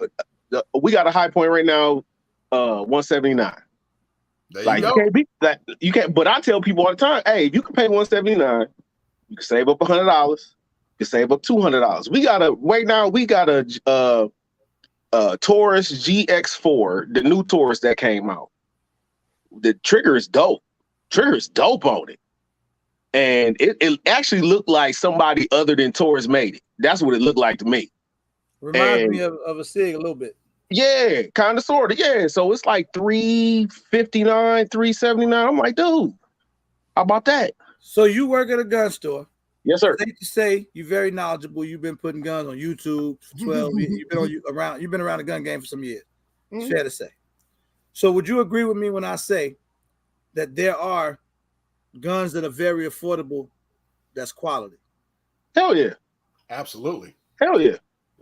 I just want to make that clear to people.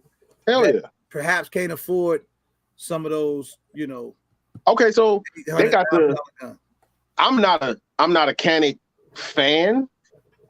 I when I shoot guns, I like because the first thing you look at when you shoot a gun is the back of the gun. I don't like the loaded striker indicator. That's just me.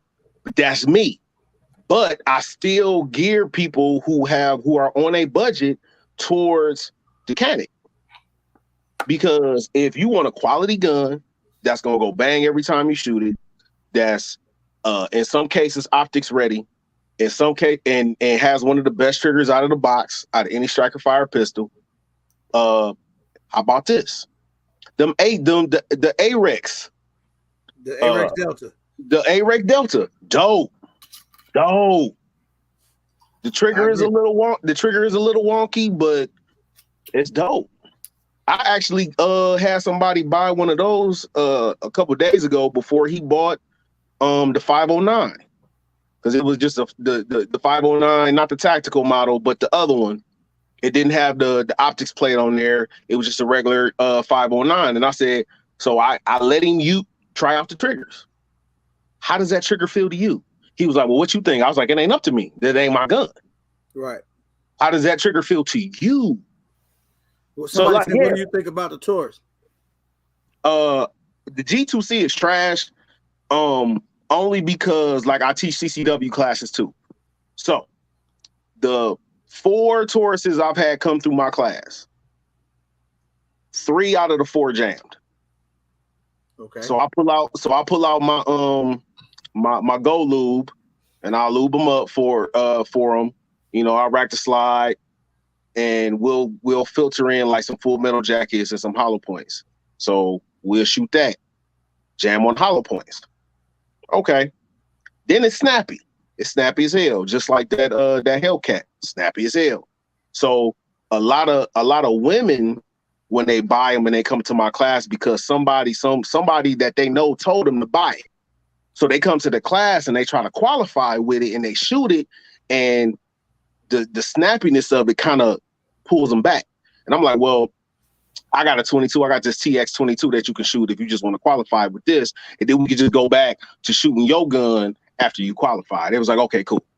It's some guns out here that's snappy as hell, especially that G2C, especially for people with smaller hands, and that Hellcat. So to let you know how snappy the Hellcat is, they put a compensator on it. Yeah. They tried to calm it down to put a compensator on it. Why are you going to put a compensator on a gun with a 3.3-inch barrel? That don't even make no sense. The Hellcat be jumping, boy. It's jumpy as hell. I'm sorry, everybody that love y'all Hellcats. I'm sorry, man. That's just my opinion. That's just everybody got their opinions around here. Would you consider yourself? Matter of fact, I'll tell you myself. Give me your 3 favorite pistols in your collection. My staccato P Duo, my Shadow Systems DR 920 Elite, and my CZ P10C. He's a gun snob, guys. So I was going to ask Come on, man. I was going to ask him, but I'll just let people tell me what guns they have, and then it'll tell me what made. Because I was trying to figure out what made him say, you know, the Taurus. He worked at the store and he said the Taurus G2C is trash. He just hurt some of my people's feelings. Because somebody just said the Taurus G2C is a great gun. So maybe it's not for me. And I preface that by saying it's not for me. That's my personal preference. That's my personal preference. And I seen them staccato, he don't belong in this conversation. You really don't. I asked all gun snobs to leave at the beginning of this live. I thought you guys would take it amongst yourselves to leave. The man said the Shadow Systems. Y'all know how much them Shadow Systems cost? They're not cheap. Hey, hold on. My Shadow Systems, I got on sale on Black Friday. So y'all got to leave me alone because I waited for the deal to get it. Leave me alone. Leave me alone. He called you Teddy Pendergrass. Wow. He do look like Teddy Pendergrass, right? Turn him home. Get him out of here, man. He a gun snob. No, but I appreciate you, man. I appreciate that insight. You know, I just want to let people know. I don't be wanting people to feel bad when they don't own those high-end guns, man. Hell no. Those are saving up to get them, whatever the case. Hold on, RDG. Like, I've been doing this a long time. Yes. I've been doing this a long time. Wow. I bought an M&P 9mm when it was $399. Like my XD was $499. Like I've been doing this a long time. So I ain't always been well off that I am right now. Big. Like it's a journey. Yeah. Like it's a marathon. This ain't no sprint. Damn right. Marathon for the people in the back roadblock. Right. And I'm sorry if I offended anybody because that's not what I mean to do. Hell what no. I'm saying is I know you offended this guy. You offended him. Why you saying? I know you offended him, and I'm mad at you for offending my cousin. He ain't offended Billy, me. what up, boy? What's going on? What's good, player? What's going on? But no, man. But I don't know if you was in here earlier, but I did have I did get an email about it. I wanted to talk about this anyway, but I did get an email about it. And the guy didn't say he was offended. You know, he's like, man, I still rock with you. I support the channel, but it do make me feel a little, you know, out of place when you guys are downplaying the Tauruses, the Skies, and he was saying how he owned both of those guns and he like them. And I ain't gonna even front, man. You know, I felt a little bad because I've been one of the advocates for those who can't go out and buy all the most expensive stuff. You know, that's why I put layaway videos out there, and that's why I throw the L's up and talk about it so much. So because that's a way to help people be able to afford maybe a slightly more expensive gun than they would buy normally. Facts. You know, so I've been wanting to put people onto that stuff. You know how many layaways I did today, RGG? How many you do, man? I did 6 layaways today. Wait, what state you in? I'm in Ohio. Oh, Shout you out right to up. Ohio, man. Layaway people in Ohio. I thought everybody in Ohio was rich. No, come on, man. This the I didn't cold. know. Don't nobody like each other up here. It's cold as hell outside. Don't nobody like nobody up here, bro. Here's a joint, RWG. How do you think so many people that got money? They don't spend it like that. Yeah. You know what I'm saying? I still got my Jericho. I picked that up next month off layaway. Layaway. Layaway. And trust me, when 2022 come, layaway is gonna be my friend. Somebody want to know what part of Ohio you in, bro? Northwest Ohio.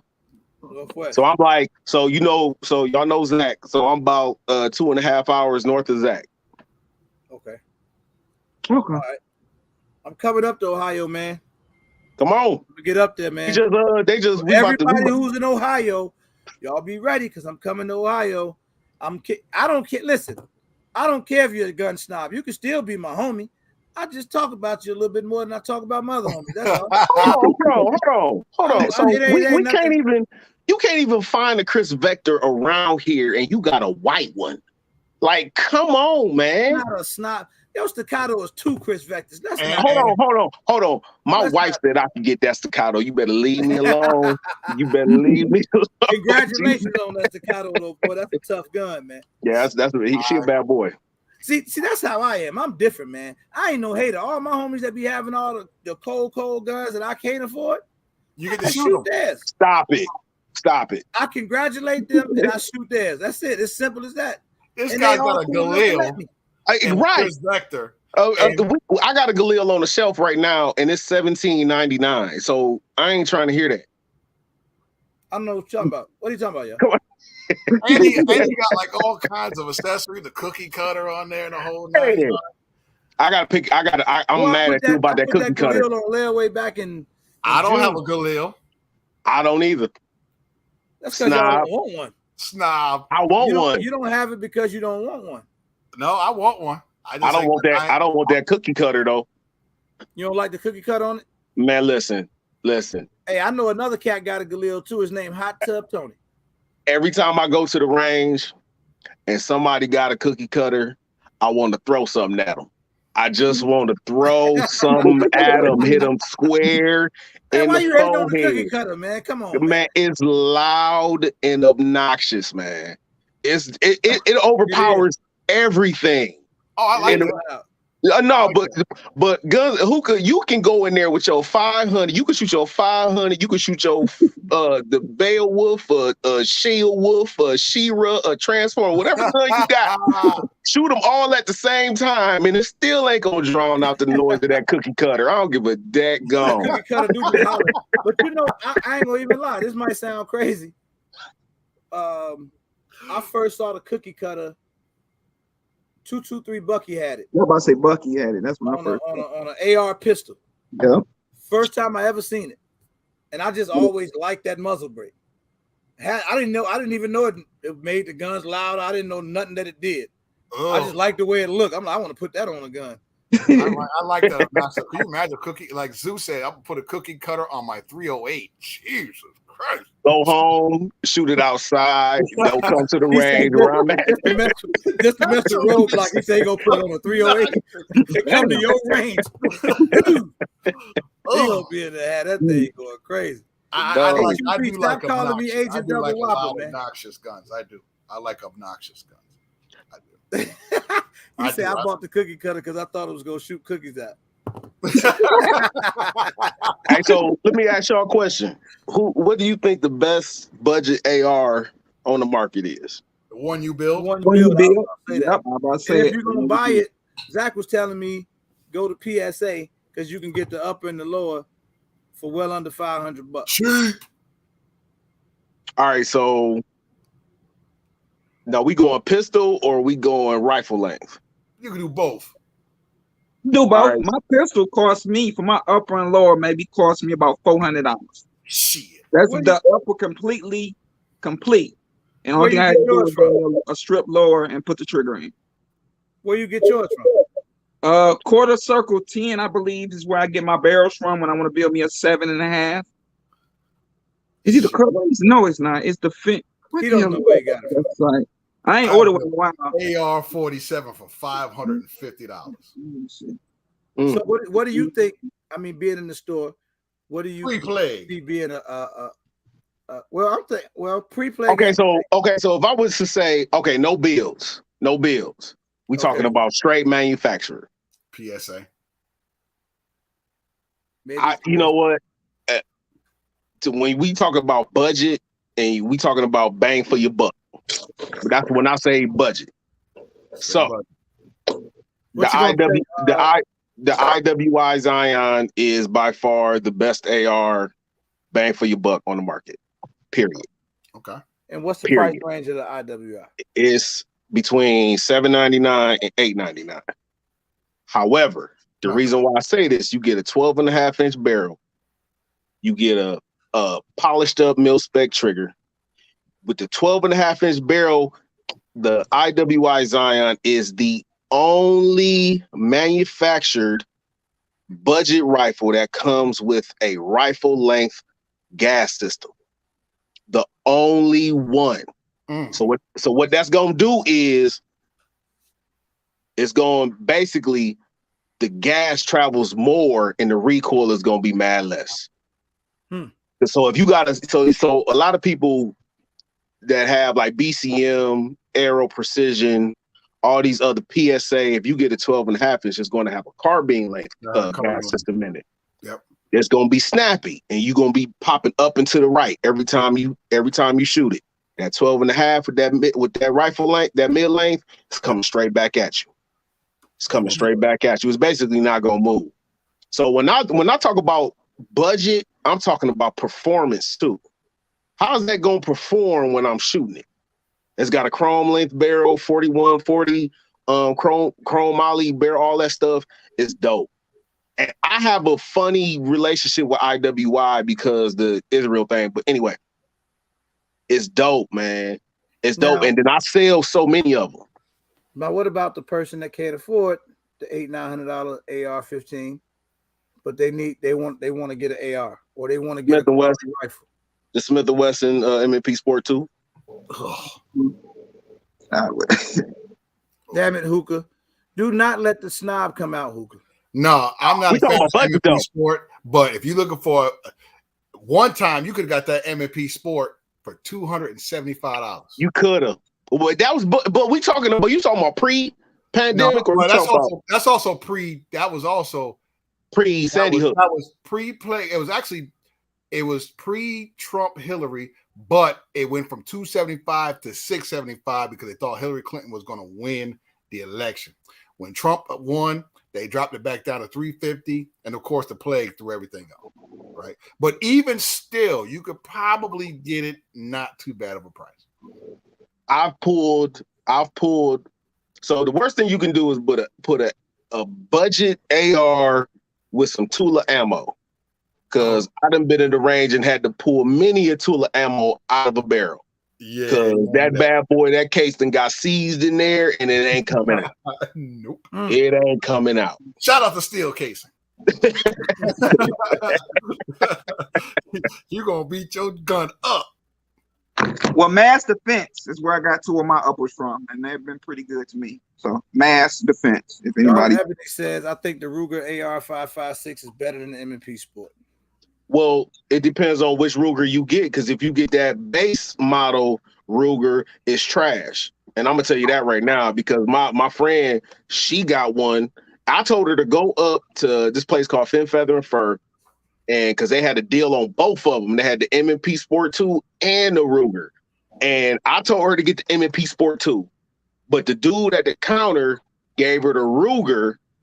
She put 20 rounds through it, and it seized up on her.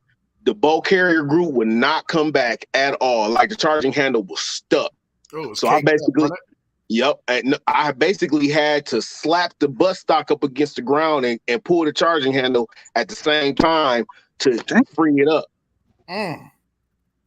It's crazy, bro. Well, here's my thing though. Could it just be that one firearm? It could be. You got lemons and gems out here in any firearm that you buy. Very good. I think I went with Bushmaster when I bought mine. That's why I went with Bushmaster. My first AR-15 was a Bushmaster too. Yeah, I went with Bushmaster when I did my research. And I paid $400 for it. Man, them prices were beautiful back then. Yeah. Were they ever? That's when the prices was right.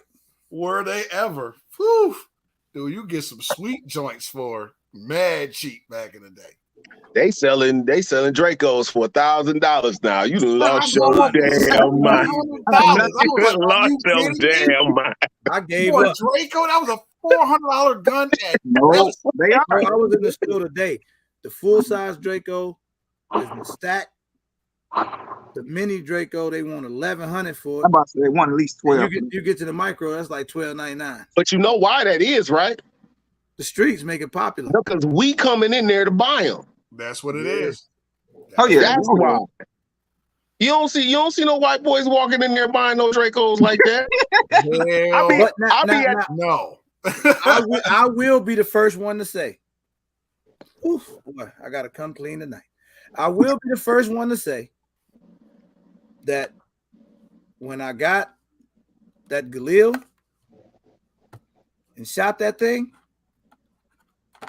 I haven't picked up my Draco since. It's the quality, man. I just have not. Now that when I tell you the difference is night and day, it's night and day. Casey, I still don't know what type of system is in the Galil. Shout out to Casey for being the first white guy to buy a Draco. Shout out to Casey for being the first white guy to buy a Draco. My bad, Casey. My bad, Casey. Just completely destroyed the stereotype.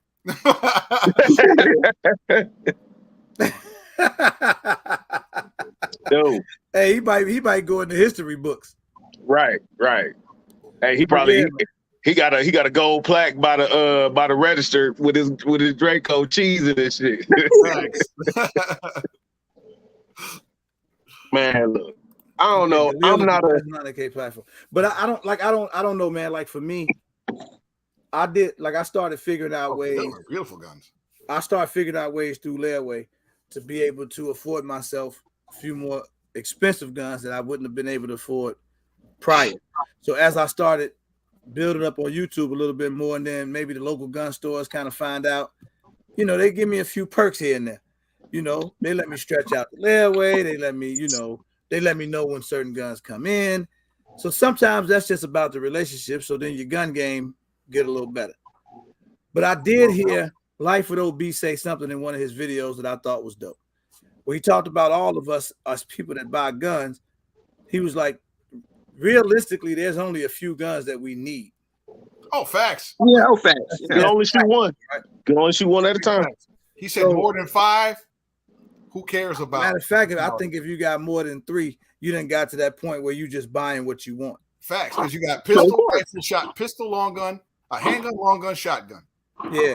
Done. I'm the type of person who don't think I'm the type of person that think you don't need more than one shotgun. Like one shotgun is enough. Yo, that's enough all around. Oh, 100%. Just one shotgun. One pump 12 gauge. Just one a pump shotgun is all you need. I got a Remington 870. That's all I need. I don't need nothing else. A Kel-Tec, a Smith & Wesson. I don't care what new shotgun, the Shockwave, a Bop Wave, I don't care. Facts. The Remington 870. Remington 870. Facts. That's all I need. That was my first 12 gauge, Remington 870. That's all I need. Nice. I got the PGO. Courtney, talk about the Arsenal is nice, bro. But I still choose Galil. But then after that, I just got stupid and bought. Yeah.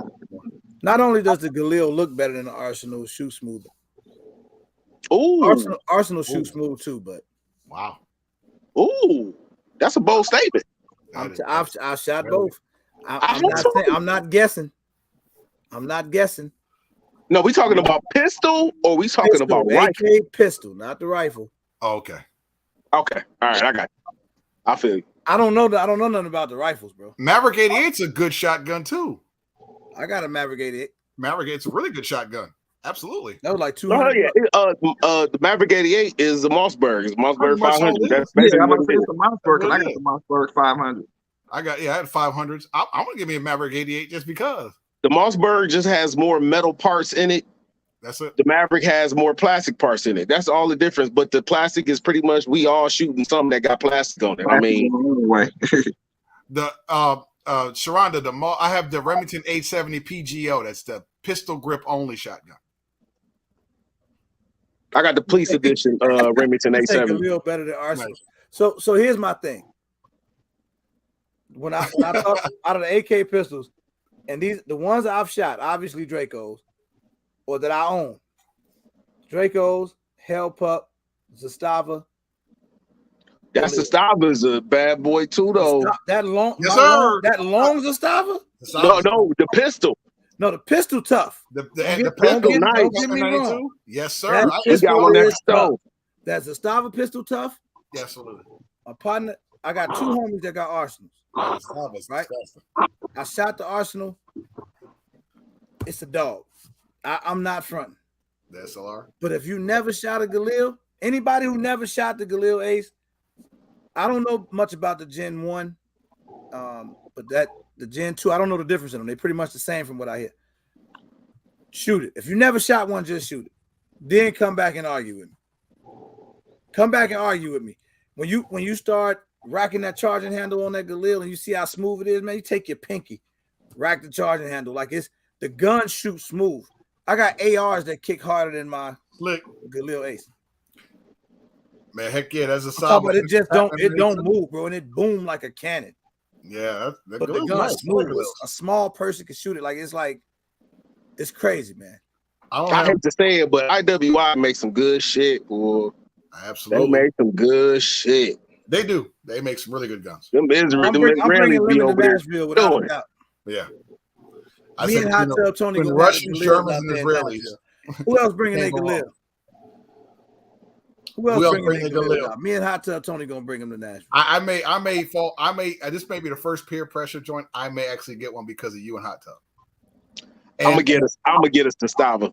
I'm gonna get the Z-Pap. I have the PAP M92 that I SBR. Now you know what stock you got on there?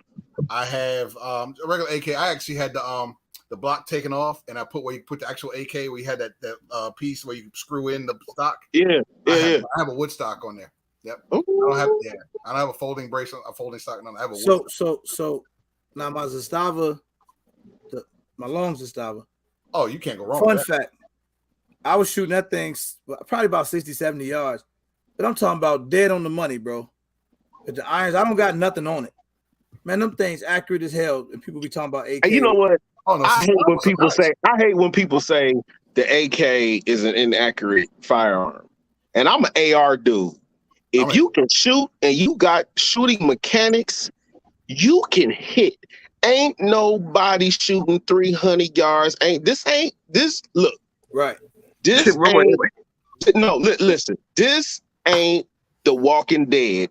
You ain't shooting headshots every time you pull the trigger. Hell no. All you need to do is hit center mass and call it a damn day. And 7.62 is tearing. It's tearing that ass up. It's tearing that ass.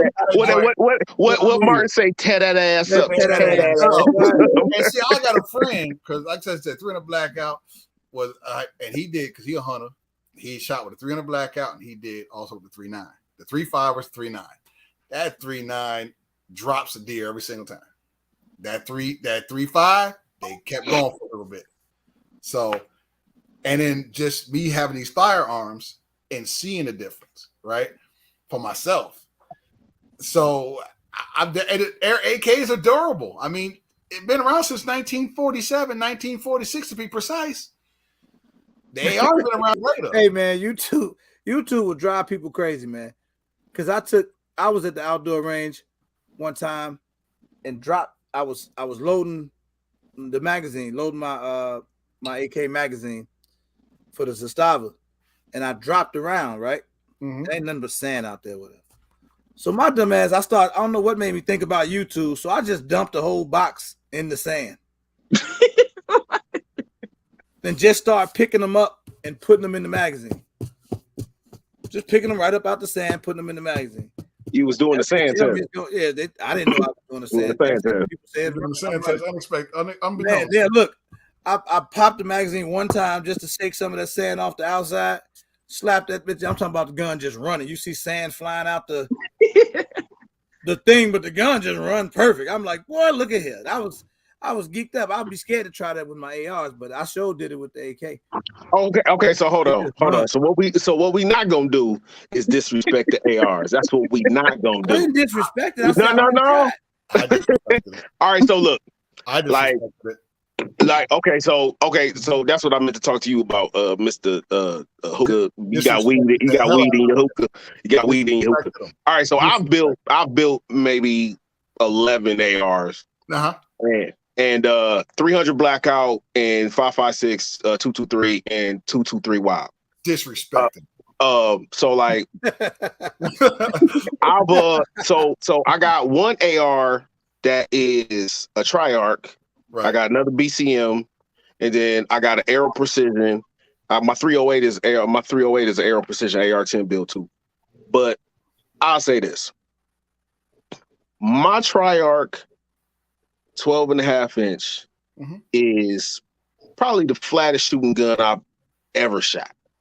Like ever shot. Durable as hell. 1,500 rounds. Light cleaning. More lube than anything. Runs like a champ. A little more maintenance. Now. But see that the AR. Okay, so BCM has something called Dirty 14, where they shot that bad boy 14,000 rounds, no cleaning, no nothing. Functions quite fine. I've seen AKs fail. I've seen ARs fail. We talking about quality of each. Now, if you talking about you bringing a Krebs, or you bring in a Rifle Dynamics or something like that, AK, then you know what I'm saying, then you gonna give me a run for my money. But I'm not scared of no regular run-of-the-mill AK. Just not. Now, mind you, the AK is the most widely produced rifle in the world because it's cheap to make. You just get stamped parts, just skinny ass metal receivers, put them together, fold them, do all that shit. And that's China, that's Poland, that's Taiwan, that's all these other countries all over the place that's making these AKs. They're freedom fighter weapons, pretty much. They are. AR is our shit. I love our shit. I love our shit. I run my shit, and I'm telling you, I put my AR up against whatever AK. How many AKs? When you say put it up against, what do you mean, sir? I'm talking about we can have a shootout. We can put 2,000 rounds on the table and go ham. Let's go. And I mean that. Dunk them in water, put it in cold. I'm coming to Nashville. Mud. Do you know that it's gonna cost you $500,000 to get 2,000 rounds of 5.56 when we can get not if you already got it, bro. Not if you already got it. Like I said, he already got it. He probably got 50,000 rounds. Not if you already got it. Come on now, RGG. Look, I said I've been doing this a long time. I told you I heard people feel what I said about the AR. But mind you, I got well over a dozen of them from two. But you got different calibers that ain't nobody running in the war with a Beowulf. 6.5 Grendel, 6.8 special. Ain't nobody. Okay, so look. Okay, so I talked to a lot of cats and I asked them about. Okay, so you talk about you gonna take the Creedmoor over the 308. They picked the 308. Hands down. Wait all day. Oh yeah, okay. You my dude. You my dude. You my dude. Because a lot of people say Creed. Look. I like the Creed more. You guys are not very good at staying on subject. My bad. I'm sorry. You got to kick me off. I'm sorry because I'll be running. I'm like, this is what I'm gonna do though. This is what I'm gonna do. Since we went in, and I was able to stand up for my people about these expensive guns, and they don't got to buy them expensive guns, and they can do their thing and buy whatever's in their budget. Hell no. I got that off my chest. We talked about it. That's good. I want to set up a live where you two gun encyclopedias could get on here, and then I'll invite some more snobs because I know quite a few of them. and we can really have a snobby conversation. We could talk snobby conversation. We could talk the expensive guns, so everybody could get the other side of the story and why it may be better to go and spend a few more bucks. Buy once, cry once. That's what we'll call it live. Buy once, cry once. Hit me offline, bro, so we can set up a schedule, set up a day. Copy that. Hookah gonna be here, and we'll just make it work. Buy once, cry once. Oh, and we can see how that argument. Hell yeah. That'll be a good one. Best battle rifle in your opinion, real quick, Robot. What you think your best out of all the ones you got? What's your best? What's your like the one? My Tri-Arc all day. Nice. My Tri-Arc. What? Oh no! How about this? My CZ 805 Bren. Man, listen. Not the Bren 2. Not the Bren 2. The 805 Bren, the first boy. OG. The OG. The one who started this whole thing. Oh Lord, come on, man. Them brands nice though, from what I hear. I don't have anything, but well, they don't make the 805. They don't make the 805 Bren no more. That was the first one, and then they made the Bren 2, and that's what everybody got now. But I'm a CZ fanatic. I'm a CZ head. Y'all can call me a snob all you want. Oh, anyway. He definitely. Oh my God. you right. He did that snob. That snob live gonna last 5 hours. Matter of fact, we might go live at like 4 o'clock that day. Man, we start at 4 in the afternoon, but they ain't gonna stop at about 10 that night. We'll do it, man. But I'll tell you this, me and you, RGG, you and me had got into it not too long ago. I commented on one of your IG posts about the Strybog and the Scorpion. So, and I said the Scorpion was better. I retract that. I say that because the argument, but I'm sure I do. Sure I won the argument anyway. You ain't win nothing. You was talking, but you don't be saying nothing. What James Brown say, talking loud but not saying nothing. But anyway. But no, I bought my Scorpion when it was $750, 250 3 years ago, and I put almost $400, $500 additions onto it. So now when people come into the gun store and they be like, "Well, what do you recommend?" I have no choice to be honest and be like, "Well, this Strybog, you ain't got to really do shit to. Like, you don't have to change the grip out. Facts. You don't have to change the trigger. You don't have to change nothing. The charging handle, nothing. Get this, because they trying to give you a Scorpion now for $1,100, and you got to change the grip, the trigger, the mag release, the muzzle brake, damn near everything on there. I'm like, I can't in my right mind gear somebody towards this when that Strybog is sitting there. And we got 3 of them right now. We got one A1, we got 2 A3s. One of the A3s got the PDW brace on it. And that's only 11 right now. So it's already got everything you need on there. Then you got the regular the regular folding SB tactical brace. And then we got the A1 with the SB tactical brace.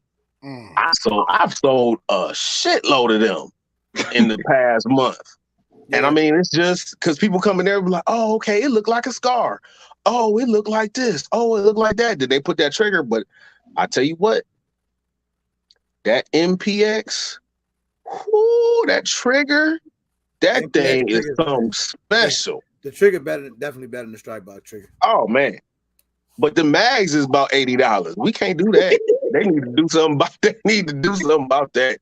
Bruh, man, look, don't even want to talk about no mags. Look, Jay Great asks question. AR-306. If you get a Noreen, are great. Hey, Jay Great, I'm gonna send you hookah phone number. We about to get off live. 30 definitely 30-6. It's cheaper. Check it out though, man. I appreciate y'all, man. Tonight was a big live, man. I think this subject meant a lot to people, man. We was up over 150 people at one point. Do you feel better now? What's up? You got something scary there? You all right? Yeah, I wanted to. Can I do a promo on your channel? I thought you was looking in the mirror or something. No. No, remember I texted you earlier? Go ahead, man. Go ahead. The floor is yours, brother. Go ahead. I was gonna get the OG. I'm about to go. I'm gonna try to do live stream on Sunday. It's gonna be all my bulletproof Sunday when I do serious stuff, but I'm gonna take it live. I was gonna have the OG come on there, but he was a little busy this summer, so I reached out to Carbon Q. This summer, this Sunday, man.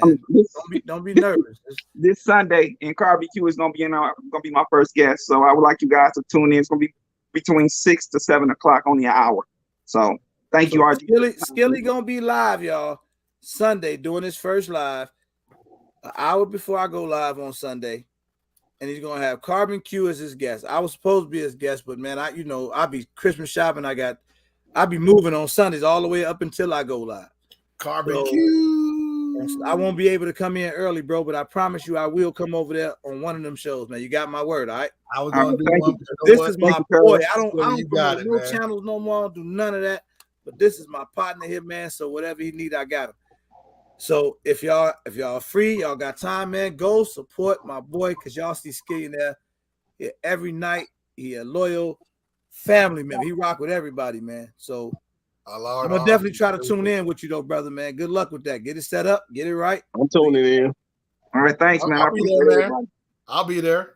I'll definitely be there, man. Tuning in. Hookah, Hookah don't mind jumping in nobody live, man. No. All you have to do is hit Hookah, be like, Hookah, I'm live.